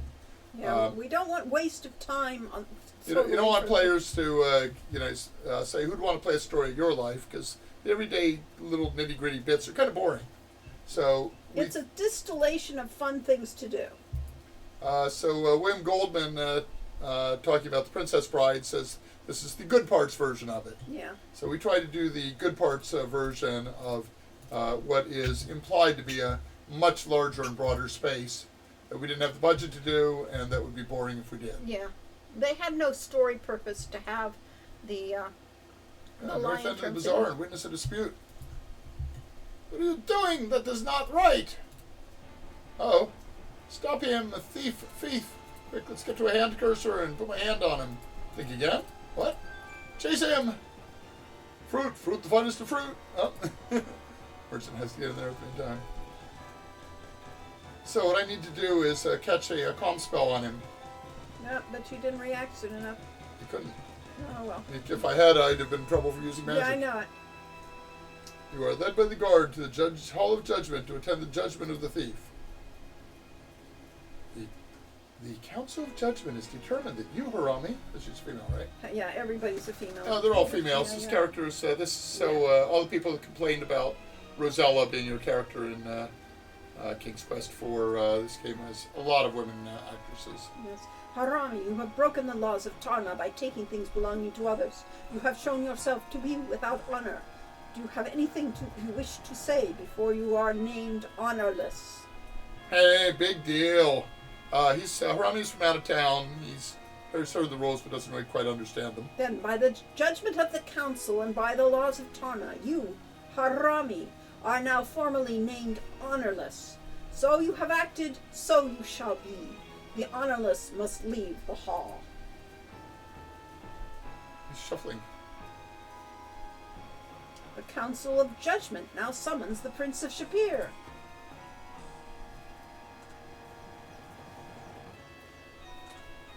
Prince of Shapir aided my guards in the capture of the honor. Oh, no, this is the male, is it? No, it isn't. Is it? No, yeah. Is it? Uh-huh. Aided my guards in the capture of the honorless one. The Council of Judgment commends the Prince of Shapir's actions on behalf of Tarna and thanks him. So all we did was chase him into the paws of the guards. King Raja orders Rakesh and the Prince of Shapir to meet with him in his chambers immediately. Uh-oh. It can't be good. That's like being called into Rick Cavan's office at Sierra. Yeah. Never good. Never good. Yes. You may enter in the presence of Rakesh. Raja Satarna. Raja, yeah, Raja. Raja Satarna, I stand before you. Oh, something. This is my friend, the Prince of Shapir. This is a painting by Andy Hoyos. I'm not sure what's going on with that that's lion weird, Tarja. yeah. She's just really bizarre. She looks like she's a spider lion. They all look distorted. It's very strange. Yeah. Great artist, but this one was not a great art. This is after a painting by Frazetta, is what it is, yes. You brought along this Prince of Shapir to help you bring peace. How can a human be of such service to a lion tar? That's not his voice at all. That's still him, Corey. So, human, how do you propose to help Rakesh? Krisha is the magic user of this land. Do you think you can out-enchant her? I think you have. It looks like you should have a cigar. Uh, Oh, you gotta probably say something. Quick. yeah. Answer Raja. Talk about Shapir. Agreed. How about being, to get to your. Let's greet. No, because he doesn't want to greet you. All right, Let's answer Raja. Or talk about, yeah. No. I'm going to talk about Shapir. Why? He doesn't want to All hear right, about fine. it. You answer Raja's question. There. Very well. So, this Prince of Shapir has come to bring peace and harmony to Tarna. You grow too old, Rakesh, if you must depend upon a human for help. Your age has made you cowardly and taken away your honor. And not his eye for insults. Defend Rakesh. You defend Rakesh's bravery and honor. You need a human to speak up for you now, Rakesh? I do not need to defend myself to you, of all people, Raja. I always thought of Rakesh having James Earl Jones' voice. So. Well, I can't do that Yeah, right now. no, It's yeah, so throat. yeah, Rakesh. Who of anyone should be demanding war instead of talking about peace. Rishaka is lost. Your own daughter has been killed by the leopard men. Do you not want revenge? I want a smiley face. The truth of what has happened to Rishaka has not been determined. When I know for certain about, is that better? Yeah. Rishaka, I will deal with the matter myself. I do not need all of Tarna to suffer the horrors of war for my daughter. Revenge for the sake of revenge is pointless. Mindless revenge is pure stupidity. And very Republican? Oh, I'm not supposed to say that. Rakesh, you... Yeah, man, you got anything important to add to this conversation? Sure. Let's talk about Shapir. I didn't mean to do that. That is an interesting tale for a human to tell. Human, you may leave our presence now. I wish to speak further to Rakesh. Boy, I thought we were going to talk about the goings-on in Rakesh and how heroic, and Shapir and how heroic Rakesh was and stuff. Anyway, we're supposed to leave, so we better do that. Mm-hmm. Let's see. There's This scene reminds me of Jabba's hut for some reason. I think it's because those lion tar females all look like Jabba, like huts. they're weirdly foreshortened, Yes. and that may have been, basically trying to fit so much information onto a very small screen. No, it's because they were painted that way and because Wilson. they're part of them is animated. Okay, Let's see. can, Wait a second. I have to catch up. Let's see. All the council are female. Only the king is male. I modeled Lion Tar Society off of lions, so therefore the women are lions. dominant. Yes, the women are the ones that do all the work, and the men sit back and enjoy the thing. Yes. Let's see. So yes, he gets to be king because he's just a figurehead. He's that the king. Yes. sits there his throne and people serve him. Right, but the council is the ones that make all the real decisions about Much the like thing. my relationship with Yeah, you. yeah. Let's see. Do you think you could out-enchant her? No. Oh, very well. Magically heated glass incense pot. I want one of those. Yeah. And this is the answer. My answer to your question. Rakish is good Darth Vader? No. Rakish is. Oh, when the lion in at the beginning of Lion King, Aslan. the father, Oh, that, and and he's also Aslan from the Lion, the Witch, and the Wardrobe, and those books. Rakish is everything that is noble and good. Yes. And mentor and Good Darth Vader, I'm down. Yes. really back here. Rakish is definitely the Quest for Glory's universe Goliath from Gargoyles. Makes the casting in Quest for Glory 5 quite accurate. Bo Billingsley has a similar tone to Earl Jones, yes, Sir James yes, Earl Jones. if not quite as resonant. Yes, he doesn't quite have James it, Earl Jones. but yeah, Is a treasure. or voiced by Owen Williams. Okay, I'd say more Hudson Mentor than Goliath. Leg instead of the eye. Okay. So Arlo Hero says he's a mentor from the hero's perspective, but the hero is still going on his quest, learning how to become a hero. In the adventurer's journey, the hero's journey concept from what's his name? Who wrote the hero's journey? You start out as basically coming into a situation where you're an innocent. You are confronted with a challenge, a call to adventure, and then you meet a mentor along the way who helps you get started in your trade. And so Rakish serves that purpose in Quest for Glory 2. Joseph Campbell, as naming the legend, answers it for us. Joseph Campbell, yes. The hero with 1,000 names. Yes. Here's the delicate balance of game design. We have very powerful characters that are NPCs that are not your character. If they did it for your character, they'd be the heroes of the game. But why the heck don't they do it? Because if they're good people and they're heroic, why aren't they the ones that are stopping the war or stopping the things? And so therefore, that's the reason Rakish was lame in the first place, to explain why he wasn't the one that was saving Shapir, even though that clearly he was there to do that. And so likewise here, you have to balance out and give good reasons why your other characters are not solving this problem and making the player do it, such that it doesn't feel like everybody's sitting back, twiddling their thumbs, waiting for somebody else to save the world. So we gave Rakish a serious war wound, so he can't do all this legwork. Yeah. And Sherlock Holmes had his smarter older brother, Mycroft, who is so fat that he basically spends all of his time sitting and thinking. And he's pretty good at sitting and thinking, but he can't do the legwork Sherlock Holmes does. Yes. And Sherlock Holmes, of course, has Dr. Watson to help him with that. Yeah. I'm simultaneously amused and disappointed that you can stop Harami by kicking over a bowl of fruit. I feel like the thief ought to be able to Oh, is that what we did?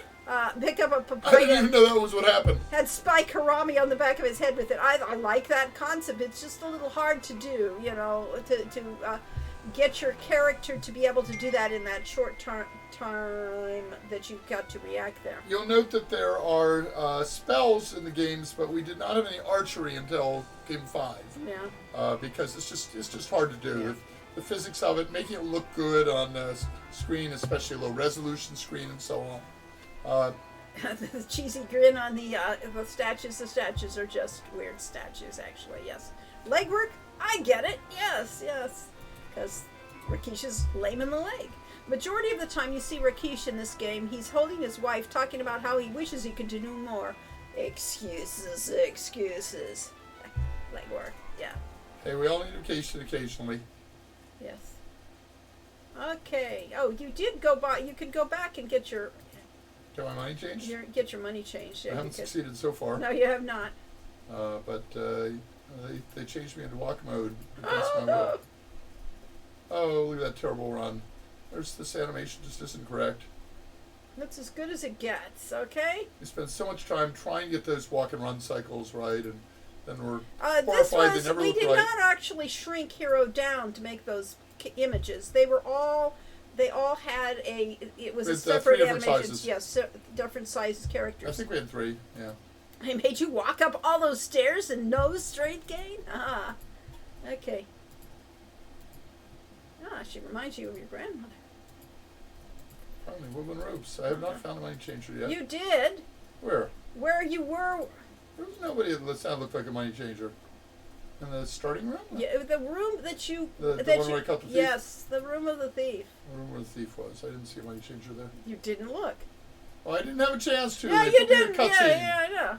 So, Elderly but distinguished looking man wearing a turban. He might be a money changer, but it doesn't say so. Skin of a large spotted cat creature. There's a fruit seller.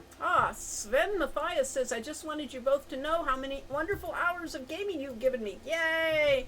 So we have wasted many wonderful hours of your life. But you know what? Life is to live, and gaming is as good a way to spend it as what? Think of Working. the perfect life lessons you learn in these things. Playing Road to Redemption right now, yes! That is the best news, yes. The sign is so faded it's hard to read the words. Monet changer. Changer, okay.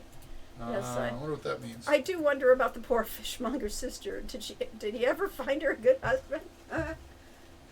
Narak Saeed Effendi, good day. I am the money changer, Dahab Karis. Do you wish to exchange them for a coin for the money of Karna? Sure, I got guilders, and I got. I guess I have to talk to myself. I did not like this interface where you right click to switch between the things. Greet, say goodbye, say yeah. There you go. Now we know that when we were in Shapir, if we exchanged all our money at once, we got a worse exchange rate than if we did a little at a time. Playing video games is times better spent than licking 9-volt batteries. Yeah, well, okay. Enjoyment is never a waste. Just Effendi, many thanks. You are welcome. What? It's not there. Say goodbye. May you farewell, Effendi. He's offended by my presence. Fruit was the finest fruit. I can't get past him I know, without. and he's gonna yell at you anyway. And then this guy over here just sits there with a grump. Oh, I got back to the opening. Oh, this so it went womp, womp, womp, back to here. Oh, It's like a triangle. It is. These guys are modeled after some movie or something that I never watched, TV show. Television show, yes. Oh, wait. But we got intercepted. This guy wants to sell us a new weapon. Okay, here's the finest of daggers. It too is made of Damascus steel. It too, why is it two? Mm-hmm. Is sharper than a serpent's tooth. It is small enough to be concealed up your weapon to be ready when your foe least expects it. Is that honorable? He's not a lion, Tar. I have, without a doubt, the best weapons for sale in all of Tarna. If you will be needing a weapon, I am the man you should see. Come, take a look, and buy what you like. Has he got any magical staves? Maybe in that. Let's look and see if he's got any magical staves. I look. let's wide see. variety of spears. They're not quite the same as a magical staff. No. I know. I want a wand. He doesn't sell those here. He's a weapon master, not a magic seller. Yeah, well. I look at it in terms of what the games inspired you to do. It was a golden age of adventure gaming. I visited cultures similar to the ones shown in these games, and I've seen the horns of consecration on Krieg. There's our moose head. That's awesome. Yes, there's the moose head. A genuine imitation paper mache. When we first started at Sierra, we were told it was a traditional to have a moose head in all the games. Yes. So we did it too. Yes, courtesy of the prop department. Yes. So the golden age of adventure games, we actually started designing computer games about 10 years or more before this, and had all kinds of notes on what we could do to put D&D and stuff on computers and how to do multiplayer games and stuff, and the technology just wasn't there. Yep. So I actually first moved to San Jose, California, because it was like the mecca of the just beginning to grow Silicon Valley, which had been all orchards before that, and now is becoming the tech capital. And I was going to break into computer games. And Lori had relatives up in San Francisco, so she was feeling relatively safe and would come out there. Little did she know, yeah. But that never came to pass. I ended up working in a more serious tech, and then finally we got the opportunity to go to Sierra, and I've said before that it was the perfect time for us. If we had actually gotten into games when I wanted to, we would have been doing text RPG modules where you could type a number from 1 to 5 and then open up your paper book that came with it to find out what happened. Or we would have been doing, adventure, Colossal Cave. Colossal Cave Adventure type thing. Yes. Yeah. So we got into Sierra just at the time where we could actually take our experience from tabletop D&D and Lori's love of classic movies and kind of all bring it together. Yeah, it always bugged me, the disparity between greet and say goodbye, but the nearest thing to a verb antonym of greet is take leave. Which is sort of like take. It's what is the old line? Time flies like an arrow, fruit flies like a banana. Yeah. Yes. The thing that. So you can take leave. I see no leave here. Yeah, really. That actually would happen in the older games. Yes. I'm surprised you guys never played Legend of the Red Dragon. It seems exactly like you were trying to build a text-based RPG that you played on BBSs. We just didn't see it, yeah. It'd be a good day for me only if you buy some oil, Effendi. Let's see if she's listening. Oh, well, you're not going to listen. You could try, see, can't you go down that way? I'm going to. No, I meant the other way. Yeah, it takes you back into the city. Oh, okay. This is the way you can't go. Okay. Okay. Yep. That road leads to the Lion Tower portion of the city. Humans are not permitted there. I wonder if you can trip over this rope. No. Ah! You see Resident Tarna. I What? see. Where? You see the river to the east, Bazaar to the north and south. River to the east, Bazaar to the north and south. To the west, you see the walls of Tarna above the tents. Of course, you never quite know what's north in the perspective of these scenes. I just usually assume the top of the screen is north. We're kind of These are kind of run down, ramshackle tents. they're not occupied. They're exactly the same as the ones that were in the other scene. I mean, really. Can you go down these stairs, Corey? Oh, maybe. Take To you the harbor? Fisher? I don't know. Nope. Okay. I'll see. I don't know. Can't get there from here. Where It's right did you out back. guys get the whole thing of the guild and traveling to different lands in each game? Were you trying to emulate the journeyman phase of the medieval guild membership? Not really. Just slightly, very slightly. We had a tabletop game that we came up with, which we called Fantasy Guild, and the idea there was that you would learn your specialty things like different schools of magic and so on by. Oh, the shopkeepers have closed up for the day. It's gotten evening. Oh, that's what it is. That's Yeah. why you can't get there from here. It's right out back. Yeah. First side meter line. Mm-hmm. Okay, so we're actually back in. I didn't even recognize where I was. That is the boy. They sure did a good job of putting their merchandise away in a hurry. Yeah. Mm-hmm. Night falls, getting dark. I guess we better go to the welcome inn. After hours in the bazaar. Yes, I didn't Should I realize go to the that. apothecary first, or just straight Looks like you found a bug. Should file a bug report and send it through a time portal. Yes, exactly.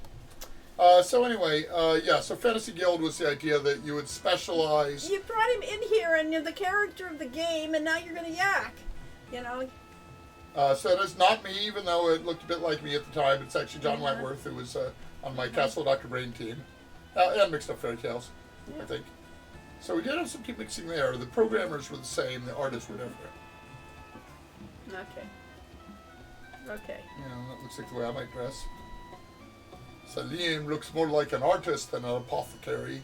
He's dressed completely in organic, macrobiotic clothing, from the love beads down to his cloth sandals. Little 60s style here. Yeah, well, we knew he was, anachronistic. But people were asking about guilds. Mm-hmm. Our guilds were essentially different departments at a university. Fantasy Guild, yes. Fantasy Guild. And you'd specialize, and you'd have to. And the idea was that there was a high cost to learn a new skill or profession, like if you wanted to learn a new school of magic. But once you were in that school, low cost to learn additional spells in it. Yeah. So you really were encouraging Specialization. magical specialization. So yeah, it wasn't an intention in these games, but it certainly was. All of this influences somewhere in there. Yeah. The funny thing about that road that supposedly leads to the lion part of the city is that it doesn't. I made a picture collage of the city and showed that it leads right into a wall. Doesn't surprise me. See, this is just it. Since I didn't draw a picture of the city first, the artist never did. And so therefore, it didn't occur to him then that there actually should be some logic to where, these rooms Now, there's a connect grand up. tradition going right back to Colossal Cave that cardinal directions don't necessarily need to work the way that you think they would. Yeah. And that was because in the cave you were winding around and up and down, but they didn't tell you that. They said go north. They didn't say that you were going north, curving to the east, et cetera, et cetera. Night Falls, I see. That's a Night Falls image. Ah, I get it. Is he in armor? He's falling. But is he a knight? No, I doubt if he's a knight. But he might be. All right. Ask about Dispel Potion. Wow, I've never sold one of those. I'll need to look it up in my book. Sounds like he's sawing his book. Hey, wow, check this out in the pharmacopoeia. Wow, man, I've already got most of this stuff. There's the bee's knees and the ibis's eyelashes and a clear amethyst crystal. Out of sight. It's a little 60s lingo. So, like, all I need now is some water from the pool of peace, a gift from the heart of the world, and, oh, yuck, the fruit of a venomous vine. That really shouldn't be too much of a problem for a hero like you, should it? So in the 60s, we were kids. We're not quite at the hippie era. But, we knew what was going on. Maybe if you get the missing ingredients, I'll, make you up a Dispel Potion. Okay, of course, we don't know that we need one now for anything yet. But you always have. First two games, you always needed a Dispel Potion. That's why I let you say that. One pill makes you better. One pill makes you well. And the ones that give you mana are the other ones I sell. Just ask Salim. I'm sure you'll find them swell. Go ask Alice. Was that Jefferson Airplane? Yes, or Starship. Yeah, it was Airplane, though, at the time. Yeah, they became Starship later. Yeah. Oh, it's all out of feathers. Seems like you needed a Dispel Potion in 1 through 4. 4, it becomes a rehydration solution. Why didn't you need one in 5? Honestly, I thought the metaphor was getting a little old. Well, it's a little worn out. Yeah, we did it too many times. Yeah, and that's why it's a joke here that you could ask about it, even though you don't need it. Let's see, did you ever try to figure out a way to use the Dispel Potion in Quest for Glory 4, or was it decided early to drop that tradition? Yeah, you would make the equivalent, with the rehydration. These people still exist, believe it or not. They all retired to Glastonbury. Oh, they are. That's very true. Will you melt my heart with such talk? You are the of the talented tongue. Are you as skilled in deeds as in words? Of course, I'm a hero. Yeah. You order a meal? You order a meal. I will bring you a meal. I doubt. My father once told me the way to do work for someone is tell them what you're going to do for them. As you're doing it, tell them, this is what I'm doing for you. And say, this is what I just did for you. And, oh, remember Tom, I did that for you? So that they'll... Here is your face. May it please they you. will hire you again. This food looks strange. Smells... You don't have details for the meal? No, I did not. We did in 2, didn't we? We had it in 2, and No, we we put have it it in in... Hero, of course. Yes, and we've had it in other games. Be welcome, and may you enjoy it. Yes. That's a lot like how to write an essay, It's like repeated the... Oh, well, it did not have a different menu for the day, Mafutish Effendi? What? Oh, they speak he's from Arabia. She stares at you. Guess she doesn't understand your language. How about this guy? Mafutish. What silly clown. The clown waves at you and says something silly. That person looks like such an actor or something. He ignores you.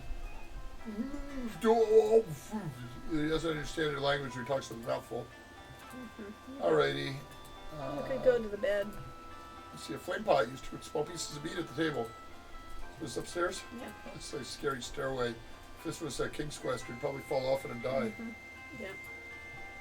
Or we could take your hands off and walk up there safely. Your room. It's dark. And there's a big window that you could sneak out. Yeah. A nice view of the city of Savannah from beyond from this window. Is this a bed? Sure. No. Oh, there's a bed. That's a bed. It looks soft and comfortable. Let's see. Do I have takeoff boots? No. Retire boots. I wanted to take them off. No. If I can put them in the thing here. The chest is empty. I can't put my boots in it. Mm-mm. All right, let's go use the bed. Turn down the blankets. Sleep until morning. Most exciting part of the game. There, you get to watch the moon rise. Oh, look at that. The moon. So we have a... Animation! Wow! Yeah, sophisticated. It gets light and the stars go in. The sun Color gets the cycling rise. stuff. Yeah, it's that exciting. State of the art. As the sun begins to rise. This reminds me of one of my recent adventures. I stayed in a hotel dating to the 15th century, and the room really did have a secure storage chest. Cool. Wow. And I'll bet it was made out of, brick. Stone. As carved kids, stone. we both wanted to, when we grew up, to have a house that would have secret passages. Oh, yeah. Didn't you say I had one. your I grandmother? grew up with, my grandma had a secret passage in her house. It went from one closet to another closet halfway across the house, and Did you ever think about it so she could have... I was 5 years old at the time. You had thought but about I it. did it once. I went through that dark, you couldn't see the other end. I went along that dark passage all by myself to the other end. It was pretty cool. It's very important that any moment we're not sleeping, we should be eating. Yeah. Oh, why? Yeah. We had to take a different seat. I So we'll get see. to meet the people here. Somebody sat in our seat. Yeah. Good day, friend of paladins and kings. How best may I serve you? Let's see. Speedrunners have found quite a number of exploits in this room. Which, the bedroom or the restaurant? Yes. It is not just the room you warm with your sunshine, O Prince of Passion. Your words inflame my cheeks and other places. There are feet that are hurting from walking around all the way over to here. Yeah. You order a meal. I shall bring your meal right out. Wish I had a woman who greeted me like that and let me flirt with her. Well, I was a big flirt as a, 20-something, and it was just, it was really trying to show how clever I was with the language, and probably very self-indulgent, really. May it please you. But it did a nice job of ticking off anybody that didn't have a literary sense. Be welcome, and may you enjoy it. All right, we've had our exciting time. We've eaten our food. All right, well, that's the game. All right, Okay. let's have something You know to what we do. haven't done? What? We haven't saved. Oh, no! Well, we haven't... Yeah, but when I did that in Quest for Glory 2 VGA, it was like, oh my god, start over. Save the game. Yeah, we could go outside.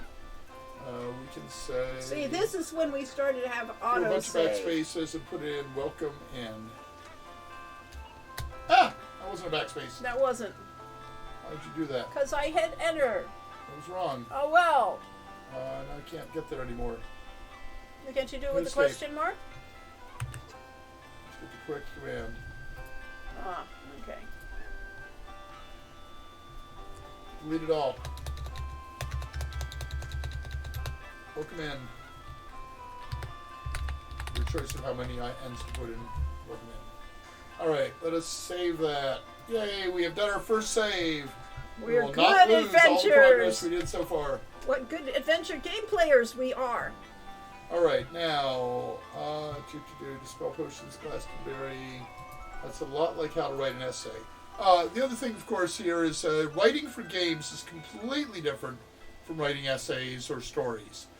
Because Laurie's writing all of these 1 and 2 paragraph, one line to one paragraph in response to each thing. And they're all mixed and matched, and the player can screw around and counter them in almost any order. And you've got to make it so that it feels like it's a compelling and real situation story. So it's like taking a book and pulling random paragraphs out of the book and reading them in that order. It won't make a lot of sense, but somehow people accept it when it's in interactive fiction. You know, you're in the middle of a desperate thing to save the area from a war, and you talk to the fruit seller. Mm-hmm. Yeah.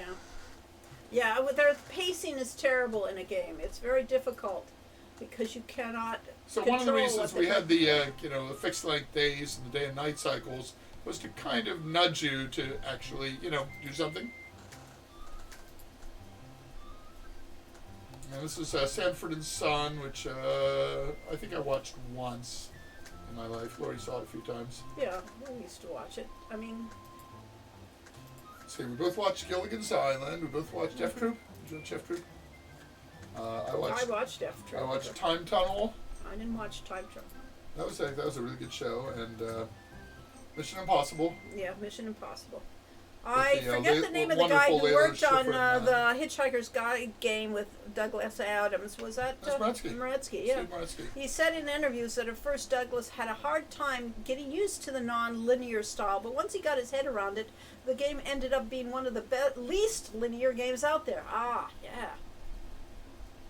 Except for the little problem that if at the very beginning West Batman, yes. Yeah. If at the very beginning of Hitchhiker's Guide you do not pick up the junk mail, first of all you have to get the analgesic, but you're kind of forced to that. But when you find the junk mail on your porch, if you don't pick it up, you are now a dead man walking. Mm-hmm. And about a half hour later into the game, you discover that you can't win. So that was kind of bad.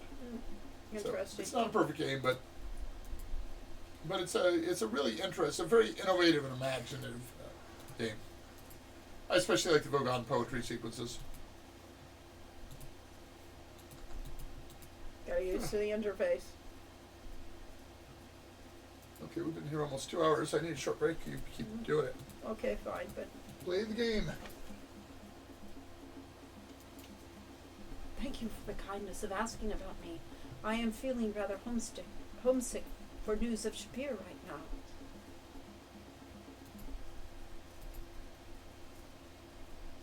Tell about Shima. You tell about your friendship with Jiva and how she cared. My Aunt Shima has always been so sweet to me, as she was with you. It is so good to think of her again. I figured that, Katas have big families and they are related to a lot of others, yes. We used to watch Batman, but I did find Batman a little much even as a kid, yeah. It's the bedroom that has all the exploits, yes. Well, that's the thing. It's like the second half is not linear at all, whereas the first half is very linear. Okay, let's see. No one seems to be listening. Ask about rumors. Let's talk about rumors. I have been told by my friend Shagraka Darbach that a great Liontar paladin has returned to Tarna with you. My friend says that Rakesh saw Tarna was the greatest ruler Tarna has ever had. You walk with a true hero, my friend. I love camp. Then you love Batman. I mean, that epitomizes that thing. Say goodbye. Say farewell to the cat. All right, what else do we have here? We have a drummer. He smiles and shakes his head. He doesn't seem to know your language. Okay. And we have the other things. Okay, well, we need to explore further because Star Trek. Thank you. Oh, it's the original Star Trek? Yeah, no kidding. There are episodes I never watched again after having watched the first time, yes. Apropos nothing, anyone who's concerned about my tube and stuff here, it's really a minor annoyance. I've had something in the back of my neck that was growing to about half the size of a tennis ball over the last 8 to 10 years, and finally decided to get it removed. And it was just a lipoma or lipoma, I'm not sure which, from the root lipid, meaning fat, and it's just basically a fatty deposit. And had surgery on Wednesday, took it out. They were worried that I might start filling up with fluid, and so they put this thing on me. Didn't fill up with fluid, but I've been wearing this for 5 days, and it itches. Hurts a little. Monday I lose it. Oh my gosh, we made it outside! Yay, I found the exit! What are those dots over there? That's your path. Is that your? That's yeah, your, there's my there's character. your 3-pixel character. Yes, exactly. Oop, Uh-oh. What have you done? I don't know. I don't know what I've Why don't you done. turn into an eye cursor if Yeah, we I find guess out? it's a. What's a fishing pole? Fast as fast you can be, you can't catch meep. Is that a meep? Grab the meep, turn it to a hand cursor and grab him. Because he's wrong, you can grab him. Torch creatures beyond your help. So he put up a meep trap. Oh, I think this is, okay, so this is out of the, the gingerbread man. Yeah, but What's the gingerbread man line? Quick. Don't, What's the line? What's the gingerbread man say? can't catch me. I'm the gingerbread man. Something like that. Anyway, so what happened here is somebody saying, so that's not a meep as in a meep. That is actually a meep and it's a squawk of surprise and consternation because it's, haha, you can't catch me. Ah, I got caught. I don't know why that isn't selectable or talkable. So that's a trap. That is a trap. Yes. That's a trap, and somebody's someone or something was running through. Yeah, I don't think some I've kind of heard- animal. yeah. Looks like it's got antlers, I guess. You escape. Let's Can go you back tell to on that Spielberg. screen any better? No, you can't. All right, I don't like those graphics. Oh well. I love the dithering of them. I mean, this painting, and this is something that, painting by numbers, you would not have all these little individual pixel areas, but the automatic dithering done by the software that scanned in the images It's getting out. It's made it getting look late. really, on small screen, really nice, on big screen. So if you're looking at this at a big screen, quick, shrink it down. I never had to hack these games, but I did use the debug mode to cheat in one too. If some bug in the game messed up my gameplay, or if you wanted a higher stats. I used to cheat at Solitaire, but I didn't really consider it cheating. I considered it a Of way all to the learn more games about in the this, game. this series, this one had the least memorable music for me. It's good background music, but it Is didn't. that Rudy? Yeah, no, not Rudy. Is it? Rudy was Rudy Helm? who was I think four? it was, 4 was Aubrey. Aubrey. Yeah, okay, maybe it was Rudy. Yeah, I think Rudy Helm did this. Rudy's a really good musician and wonderful guy, but it didn't have the right feel. We didn't get this East African feel from it that we Yeah, wanted. I just didn't feel like what. So we're going through this again with I think the music Summer- with the Sabati is excellent. I like the beginning of Yeah. Jackalope. Yeah, that was clearly a Jackalope. there's some very good music in here. It just doesn't have the desert, jungle and desert In almost savannah 40 feel. years and countless playthroughs, how have I never seen that meep in a trap by now until now? I don't know. I still don't know if it's I a had meep never or seen it before either. Same No. years that Eden Wade. Wow, isn't that amazing? Jeez. there we go. I am, by the way, wearing the 30 Years of Glory shirt that we had made, and that commemorates. Wow, look how many people had never seen that before. I guess we should have Wow. taken a screenshot and Well, said, somebody will have to take a clip of that and put it up on yeah, YouTube. we found a new thing. Yeah. What was I going to say? 30 Years of Glory. So I went to work for Sierra in the spring of 1988, and working the Atari ST stuff. And that summer, Lori came out to visit. And we had an interview with Ken Williams, where we talked about we're doing a game for it, and he wanted me to stay on what I was doing, but he said, Lori's a really great storyteller and such, which is the same thing he went through with Jim Walls, actually.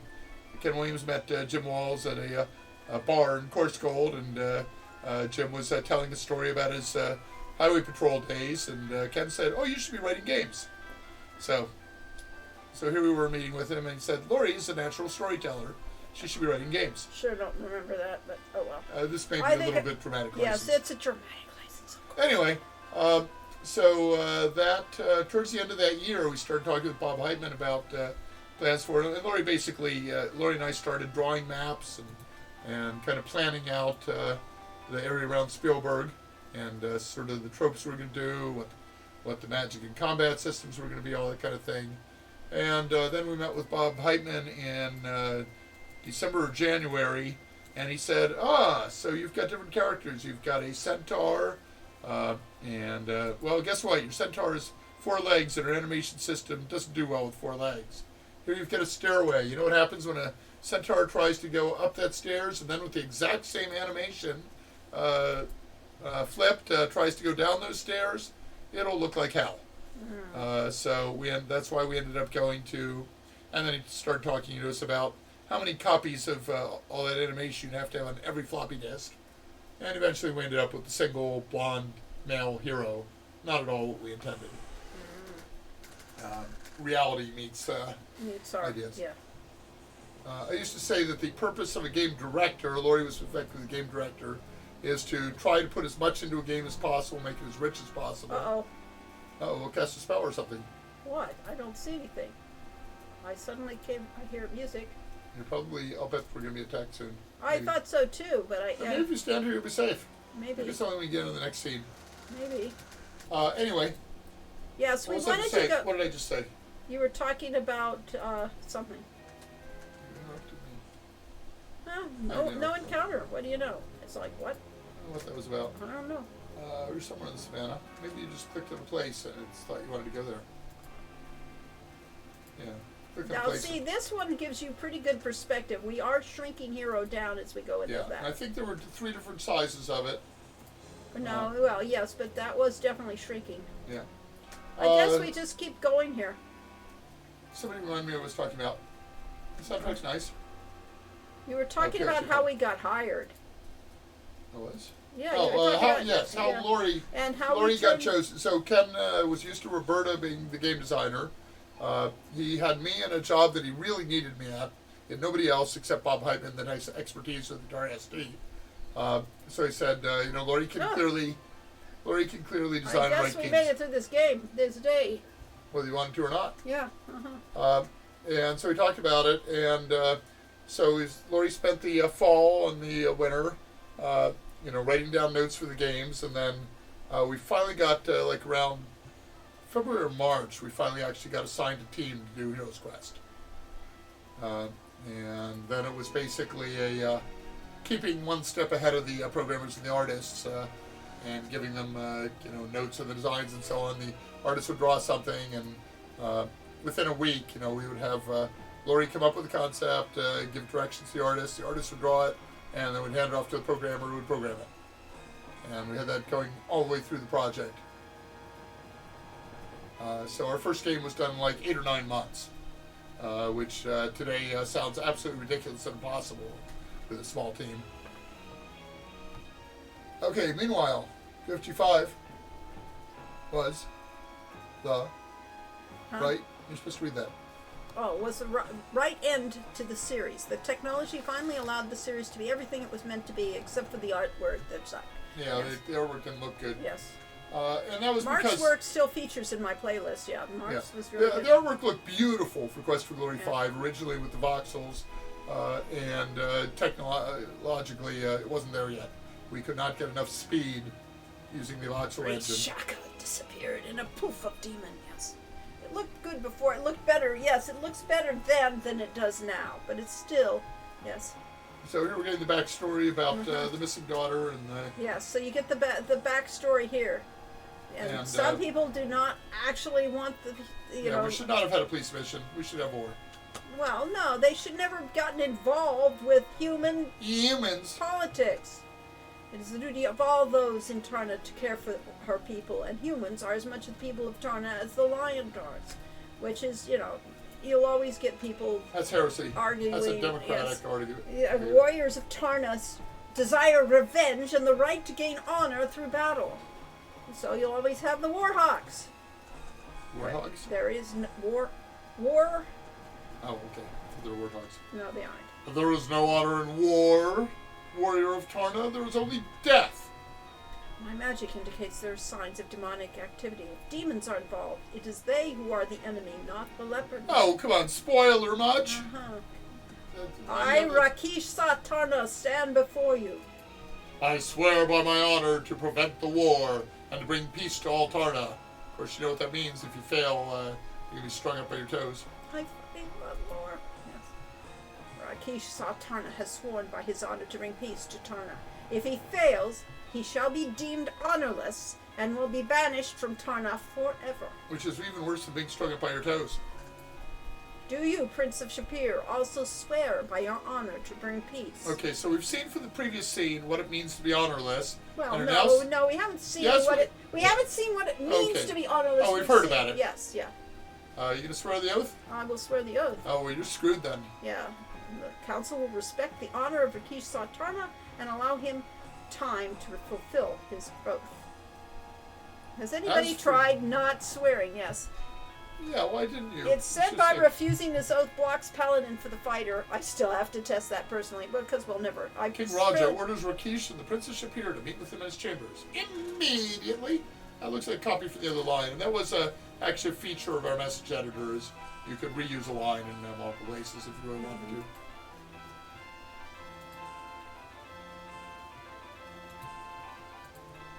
I need someone to fan me while I'm sitting in my throne. It's hot in here. Yes, he's. Okay, so these two are brothers, and they haven't gotten along a lot. Actually, I have Lady Dyson doing that for me. Okay. Yes, Lady Dyson is doing this. I haven't played this one. With all the swearing, like, it seems like war is inevitable. What do you know? What do you think? Yeah. Well, the game was originally called Wages of War, and we were told we couldn't use that title, so we sort of changed it to Seekers of the Lost City, but I'm not sure if a single copy ever went in the market with the title Seekers of the Lost City. But this is all a parable about, war's bad, and you should try to find peaceful solutions and diplomatic solutions rather than war. And if you find people that are truly evil, then go after the truly evil people. Don't blame everyone else for it.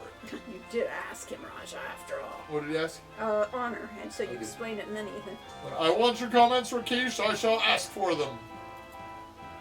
Rakesh, you and I have always disagreed on many things, but I've always cared for you as my brother. It's hard to tell. This is much like the relationship I have with my brother. I care gratefully for you, Raja, and respect you as well. But I think you're wrong. Yes. However, if I feel that Tarna must go to war, it shall go to war.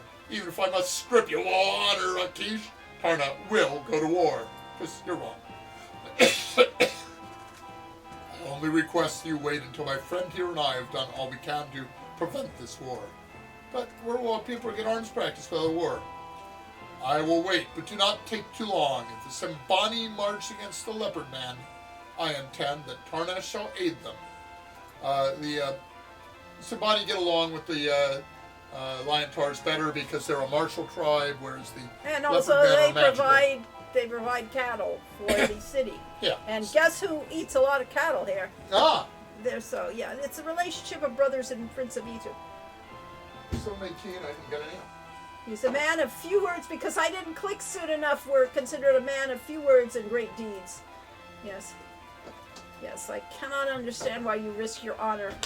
You could stay here in Tarna as my advisor or lead my armies as a commander. To risk everything for peace is beyond my understanding. It certainly is. Yeah, Would you like well, your he'd tea? never understand it. Well, yeah, It's but cold. no, it doesn't matter. We're going to be wrapping this up soon. In about another 20 to 30 No, minutes. it's- 15 minutes. It's 4:15, effectively. Well, I can't clock, so. Human, leave us now. So we could get the human out of here. You leave. All right. So then we travel. Feels very good to be back in my homeland, my friend. This is the savannah, the high grasslands, the teem with animals. I don't know. We didn't see too many animals that last time we were wandering out here. I suppose we should do the sensible thing, except we're hands off. There are few animals which will bother a traveler here. The zebra and other herd animals will avoid you. Even the tigers will seek other prey. This is my Quest for Glory 3 mug. Yes, really. Tigers. Okay. So how do you write the story for a game? One line at a time. Yeah. However, there are things that are not quite animals. They have little fear of humans and may attack. The Field Guide to Eastern Fricana will help you, so study it well. Which was the book included Yes. in the game. I will be using my skills as a paladin to avoid danger. But if you get in danger, you're screwed. Yeah. Oh, actually we're together though. You had to leave so they could keep fighting, exactly. As a paladin Rakesh. becomes more in tune Yes. with the essential rightness of the universe. That was a phrase we got from somewhere that we always loved. Yeah. He gains certain new abilities, such as healing. The more good one does, the more good things one can do. Yes, that's accurate. Zebras in the savannah run away from you. They also stare at you in curiosity, so it's not actually difficult to get one of those pictures you see online of them staring at you. Yeah, they are not horses, but they are definitely like a wild animal. Yeah, I don't know why, but even this my brain reads that as Frinica. Huh, interesting. Africana is just a kind of an anagram. How of do Africa, you keep sort the of. story organized? It isn't easy. I mean, effectively, a lot of these I'm writing all the scripts for a room at a time, and I have to know what the sequence of events was in the story to react to. Yeah. So I do have an outline of what the story events are going to be. Yeah, it always amazed me. And here comes the biggest glitch, named after David T.K.I. Himself. Essential rightness of the universe. My father refers to the fundamental perversity of the universe as the factor responsible for That Murphy's Law. seems very reasonable. And of course, there's Cole's Law, which is thinly sliced cabbage. Oddly enough, used in categories I typically don't run. Oh, okay. Okay. Yeah, I like fundamental perversity. Tinderbox. We should have bought one, you idiot! Yes, now you're getting the information. Like he starts a fire and you share some food he brought with him, and then you both light it. We're still in tutorial mode. Here we are, half hour into the game. Ooh, look at that darkness is nice. And a little bit of fire blinking in the thing. Oh yeah. Yeah, that's what So I would have thought we should have used a bigger, they call it, starts with SM, blob. We should have made a blob for the hero and Ricky's traveling along rather than having that little tiny thing you can barely see on the screen. Did you have any plans to tell more of the backstory of the paladin who taught Rakesh the way of the paladin? No, honestly. I mean, I should, but I never actually Figured out who he is? put much effort into that part of the story. I am with a lot of things, just not that one, yes. I'll have to think about it now that you've asked that question, yes. Oh. Anyone can I want her to resist the finish her skip to Women the of end the game Quest for without Glory issue. series. Oh, okay. I think that part of the reason they dislike the Leopardmen Seek the War is because the Leopardmen use magic. Oh, yes, he's giving you That's the my list. guess. You can't use magic around the Simbani because they don't like magic. And why don't they like magic? Well, maybe it's because the Leopardmen do, yes. Yeah, mostly it's because they suck at it. And I once had a guy walk up to me at a bowling alley and tell me, "I hate you." I said, "What?" There you go. There's the speed run. You're smarter than me, you make more money, and you're a better bowler than I am. Not fair. Oh, brother. The speedrun community has a glitch during the Rakesh walk, where it's possible to take control and just walk straight to the Lost City, and because Manu and the Rakesh scripts reuse the same flag, you could go straight to the end of the game. Wow. Single pixel of fire, yes. Called David Do-Gooder's Ditch, or DDD for short. I see. You click during the screen transition and regain control. Walk to the next screen and the screen says you're in a party led/party state on the jungle screen. Must be when Manu's taking you to the village. Poof, end game. Because Okay. That sounds like something that a programmer put in yes, for testing. and never. Because that's the problem. These games are so big that to play it straight through, if it takes you 10 hours to play through the game, you don't get much testing of specific stuff. If you want to specifically test the end game, you want a shortcut in there that can be hidden in the debugger, or it can be a command that gets taken out when the game's released, except when they forget to take it out. When Rakesh says he met the paladin at Giza, is that the equivalent of real life Giza, meaning Egypt, or are you thinking the gods of Strip? I would be thinking of Egypt. Yes, this music here is beautiful. Yeah. And this is All the music in the game is beautiful. We just didn't think it was right for East Africa. It was memorable. That's the key. There's Yeah. nothing here that I will remember and hum afterwards. So, it's perfectly good Well, if we background put some lyrics music. to it, this could work for Yeah. folk tune. And yes, all the Simbani, the Swahili, that language, and how greetings are done. They always use Wanna? prefixes to names and things Oh, like that. Titles. That looks Yes, I know. absolutely terrible on the big screen. Well, it doesn't look too small in this. It's okay on the small screen, yeah. It's not that big either. Well, Jumbo Mabwana. Hatu Jumbo Hora. Well, Jumbo Simba. Now look at the way Swahili does greetings. Yes, it's a degrees Gender. of respect. Gender. Oh, it's Gender tie. Oh, okay. Yes. Interesting. Yeah. So yeah. And here you get to speak in your pidgin. Yes. It's very good to be home. I'd be happy to show you both the way of the Simbani. And this is try to imply an accent. It's not because she doesn't speak English well or whatever. Yeah. Folks are still looking for the gap in the final map to gain access to the Lost City without the Monkey Village sequence. Haven't found that one yet. Well, I'm sure somebody will or found a way to do it. Yes. Okay. Layaban. Makubwa. Kubwa, yeah. Missouri, warrior. Laban, I Uhura. Warrior of the Simbani be standing before you with 2 warriors from far lands. Bari warriors. Oh, that's nice. He did a sitting pose. Hard to show a lion sitting. Zori Sana Laban Makubwa. It is good to see you again, great leader of the Simbani people. I'm supposed to check Zoro Jones. It is good to see you, warrior Rakish. Laban, I have come here to bring peace to your people and the Leopard Man. I have sworn this by my honor. Oh, well, you're screwed then. Missouri. Missouri? Cross the wide Missouri. Warrior Rakish, bring the Leopard Man chief to his knees before me, and you shall have this peace you pledge.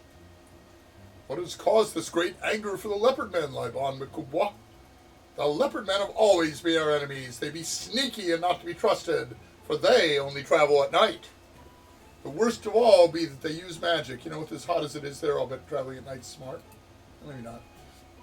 A Leopard Man is the enemy. If the Simbani be seeking a lost calf in the jungle at night, and the Leopard Man uses magic against him, the Simbani cannot fight magic, so he must retreat.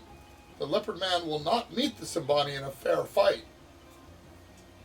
The Leopard Men will always be our enemies, and now they have made us call for war. They stole from us the Spear of Death, and for that they shall die. We'll throw the Spear of... Wait, I can't do that. Then they will no longer be our enemy. Very simple. There are ways to resolve the conflicts between the Simbani and the Leopard Men, other than by waging war. Total thermonuclear war never ends well. I would like to see you, Laban of the Simbani and the chief of the Leopard Men, speak your grievances before the Hall of Judgment in Tarna. Perhaps there can yet be a peaceful resolution of conflict. No, Rakish! The Spear of Death is stolen, and we will fight to regain our pride. The worth of the spear will be paid in blood, not words.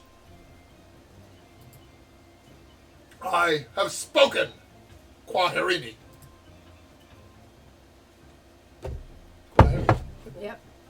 Such a spiritual game. So the question we ask, of course, is who actually stole the spear? And why? And is it a big deal? I mean, you know, somebody comes and steals my guitar, I'd be pretty pissed. But would it mean that, you know, I should destroy the entire lands around me in order to take vengeance? Nah, other ways to deal with it. 12-gauge shotgun, maybe. I see. Good, very good. But Simba, well worth leaving my home for. Laban was most gracious to see us, yet I felt as though we were not welcome. I do not understand, for I have always respected him. How did we offend him, Aurora? I don't know if you know English. The Simbani have lost much honor with the stealing of the Spear of Death. Still, for the Laban not to listen to your words of peace be not right. Suppose that the Leopard Men put an enchantment on him? Dirty, damn, dirty demons. Yes, gotta say that right. Well, you can find out later. Yeah. But we did get clues to it early Yes. on, and that was... Perhaps he will listen another time.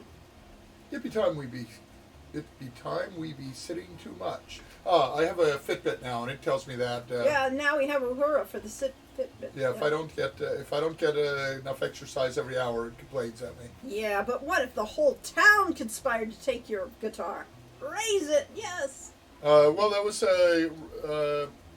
what was the we'll be one killing with Clint the Eastwood, where he paints the whole town literally red and Yeah, gets him yeah. to do it and Yeah, claims it'll save them, and actually then sets it on fire. And yeah, well, but he was actually not. Well, okay, never mind. Spoilers. yeah. Sabani, celebrate your arrival with meat, milk, and dancing. It is late when you finally make it back to your hut. Was that Unforgiven? No, that was later. Okay, Unforgiven was. something like that. We were treated royally by the Sambani. That was meat from the Liban's own herd. I will head back to Tarnet first light. Find out what you can about what is going on. I do not think the Liban told us everything he knows. So, are the leaders of the Simbani and the Leopardmen possessed the whole time, or just when you do the Council of Peace later? Just in the council. Well, no. You can see there's something going on here. That definitely he is The Liban is not. not acting himself. He's not being very rational. Right. So therefore, there is. If he isn't actually possessed, but I figure it's like emotion enhancement drugs. He's been. I hope that milk is pasteurized. Yeah, right. The milk that they add to the blood that just came out of the cow. I Yeah. thought that was the Mongolians. No. They did it here The too? Simbani drank the blood, and they, and they didn't actually ever, really kill their cow very often. Killing a cow is ridiculous. You should just bleed them. So you got the milk and the blood, and you mix those, and you drink that. Yes, but are they possessed? No, they are not possessed at this stage of the game. The leopard man is closer to being possessed, but at this point, It's sort of like mass hallucination by social media. no, it's more No? like, speaking of Star Trek long ago, there was a Star Trek episode where everybody's emotions were hyper influenced by, and so therefore, yes, that's what's happening with the Laban. He's hyper. His testosterone levels have been raised to new heights, and therefore he is thinking aggressively. Oh, that could explain why Rakesh and Krish are suddenly so friendly. Could be. There Everybody's could be heightened. pheromones in the air Yes, that are yeah. affecting everyone, and Yeah, they all yeah. react to it in their own way. Yeah. So clearly, Rakesh's brother is not being particularly, is not putting a lot of thought into stuff either. He's definitely being emotionally driven. It's like that episode of Justice League. Is this a comic version of Justice League, I assume? And Gorilla Grodd influences the League to be more emotion. They act out emotional. They act out and lash out as a result. But while they may not normally have done that, they said things they always felt inside. Yeah, but that's the kind of thing that they... So Belxar says more like Eowyn's father was in the Two Towers. Okay, so that story, from the books, basically, Wormtongue was the advisor to was the king's Theoden. Yeah. Was Theoden's advisor, but was secretly working for Saruman, and he had been doing. It's kind of unclear as to whether it's actual Drugs? poison. I always thought it was drugs. Yeah, drugs, but I think it's a combination of drugs with magic. That and he was The game influencing. in the Next Generation? No, it was in the original series I'm talking about. Okay, but I'm talking about Lord of the Rings. I know, but I'm just referring to people talking now. There's also the game in Orson Scott Card. Yeah, well, we didn't. That wasn't anything to do with this. Yes. So What game? Let's see. it's the last thing comment there by Belsar. Any rate, this looks like a good place to stop the game. Speaking As of the game. soon as I finish talking about All Lord right, of the but I Rings, guess I and finished Theoden. Theoden. So anyway, Theoden was he was basically lost confidence in himself. The drugs and so on made him feel weak, made him feel like he could no longer be decisive, and it was sort of dramatized in the movie where it was real magic, but it didn't even have to be that. It's very easy to basically gaslight a person. So this is Sabani Village. Yes, I can do that. You can talk. To feeling like you just can't get stuff done. And I've spent a good part of my life with feeling like I'm not really as good as I tell people or the people tell me, and then trying to still get stuff done. You just have to work through it. You have to fight through it, and it's never easy. So that's kind of the thing that went on with Theoden, and that's sort of what's going on with the Liban and with Sir Kresha, whatever his name is. Who's the king? Which king? The Lion Tar King. Oh, okay. It's Rakesh and And is it Raja. Raja. Yeah, Raja basically could, have things influencing his mind. It's making him angrier and more emotionally even than he normally would be.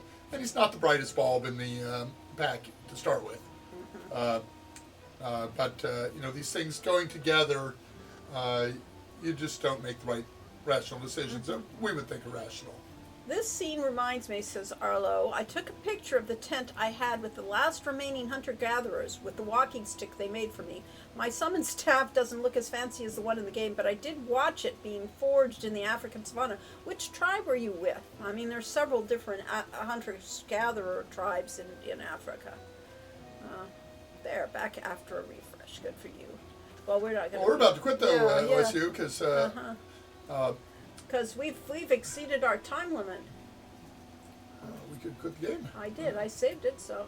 Yes. Banana split? Buona split? Buona split. Oh, yeah, I didn't read it, yeah. Yeah, I thought we had a version of that in which he literally split in half. Oh, well. Uh, A webcam. So what's the deal? Yeah, so, I mean, we're seeing that today with... okay, so as a teenager, I had the idea at one point that... North Korea and China and so on, no problem, just nuke them into oblivion. And since then I've decided that really that wasn't a very good solution I had. And part of it is that nobody can really have much of an understanding of the vast tracts of land involved. And we can see now with this war between, this special police action between Russia and the Ukraine, that, you hear about these horrendous bombing attacks and 5 people were injured. It's like, wait a second, that's like a car wreck. That's not like a huge missile landing, but, it's just things are so spread out that even vast amounts of damage, it takes a while before it really gets felt. And that's the world. The world's a very big place. There's a lot of gaps in between Hadzabe people. are the last remaining hunter-gatherer tribes. Other tribes aren't true hunter-gatherers anymore. Yeah, that's true, yes. Or they do other stuff, or only hunt, or only gather, or something like that. The Maasai, the Sambani are pastoralists, not hunter-gatherers. They don't get along with the Hadzabe, yes, I'll bet, yes. In fact, a 6-year-old Maasai boy threatened to throw his glass bottle at me for saying their name. And that's because his emotions were being affected by yes. demonic magic. Yeah, clearly. I mean, it happens all the time. Testosterone does tend to make people aggressive too, and Yeah. that's why the world should be run by women. But Marjorie Taylor Greene and Lauren Boebert should run the country. I see. Thank you, Corey, for that piece of information. Thank you for another engaging and enjoyable stream. Thank you very much for coming here and talking. Yes. Thanks, Go everyone. Girl bosses. Well, yeah. We need to give our advertisements. Let's send you over to our Patreon. Get to a page that is not that page. I'm just doing it. I know, Control but- C. Hit Control C. Follow my instructions. Hit Control V. Hit Enter. These are all commands from CPM before MS-DOS I'm existed. quite well aware of it. Yes. I'm telling them, because not everybody here is 100 years old Jed like we are. Hernandez said, grew up playing your games. Thank you for all the memories. Yes, we're really happy. Yes. Thanks for the memory. Yes. And then there's the. All right. Oh, Then that's there's true. our video game. Yeah, that's it. Okay. Then Okay. On YouTube, search for hero-u:"Rogue to Redemption," because otherwise you need to go to this link, which he's about to paste. Hopefully, which Control doesn't. V. Yeah, Or you see can right that. click it. It didn't. No, really? Okay, hit enter. That is the Hero U Rogue to Redemption YouTube channel, and we put all these streams up here. And most importantly, we have the chapters of Buy the Book. And if you go to playlists over You here, want to go to drop. desktop Yeah, playlists. playlist, there's our YouTube. If you go to playlists there, you can say liked video, live streams, and how to be a hero, buy the book. And that has Lori's novelization with Michelle Baker that is inspired by the Heroes Quest 1. And was eventually going to be the entire series, and well, that's as far as they got. And I've recently added the last few chapters so people who watched this a year or two ago, you can see the rest of it now. They're not well edited, but they're there. No. Okay. And we want to actually do some more editing before we attempt to publish this, but who knows when we'll get to that. Yes, 'cause webcam. Okay. Or, Woohoo! Got to check it all out. Okay, thank ancient you. and busy. At any rate, thanks a lot for showing up. We will see you in 2 weeks, which by the calendar is not going to show me there because these computers don't think that this is the same thing. Yeah, it's odd that. It is. It's you're going ahead a month. We're talking the the 12th. 12th of August. Yep. See you next August. Is that meaningful or anything? 8th of August was my sister's birthday. So, at any rate, thanks a lot. I can steal my identity. See you later, and see you next time. Have Hasta- fun and hasta play vista, baby. games. Yes.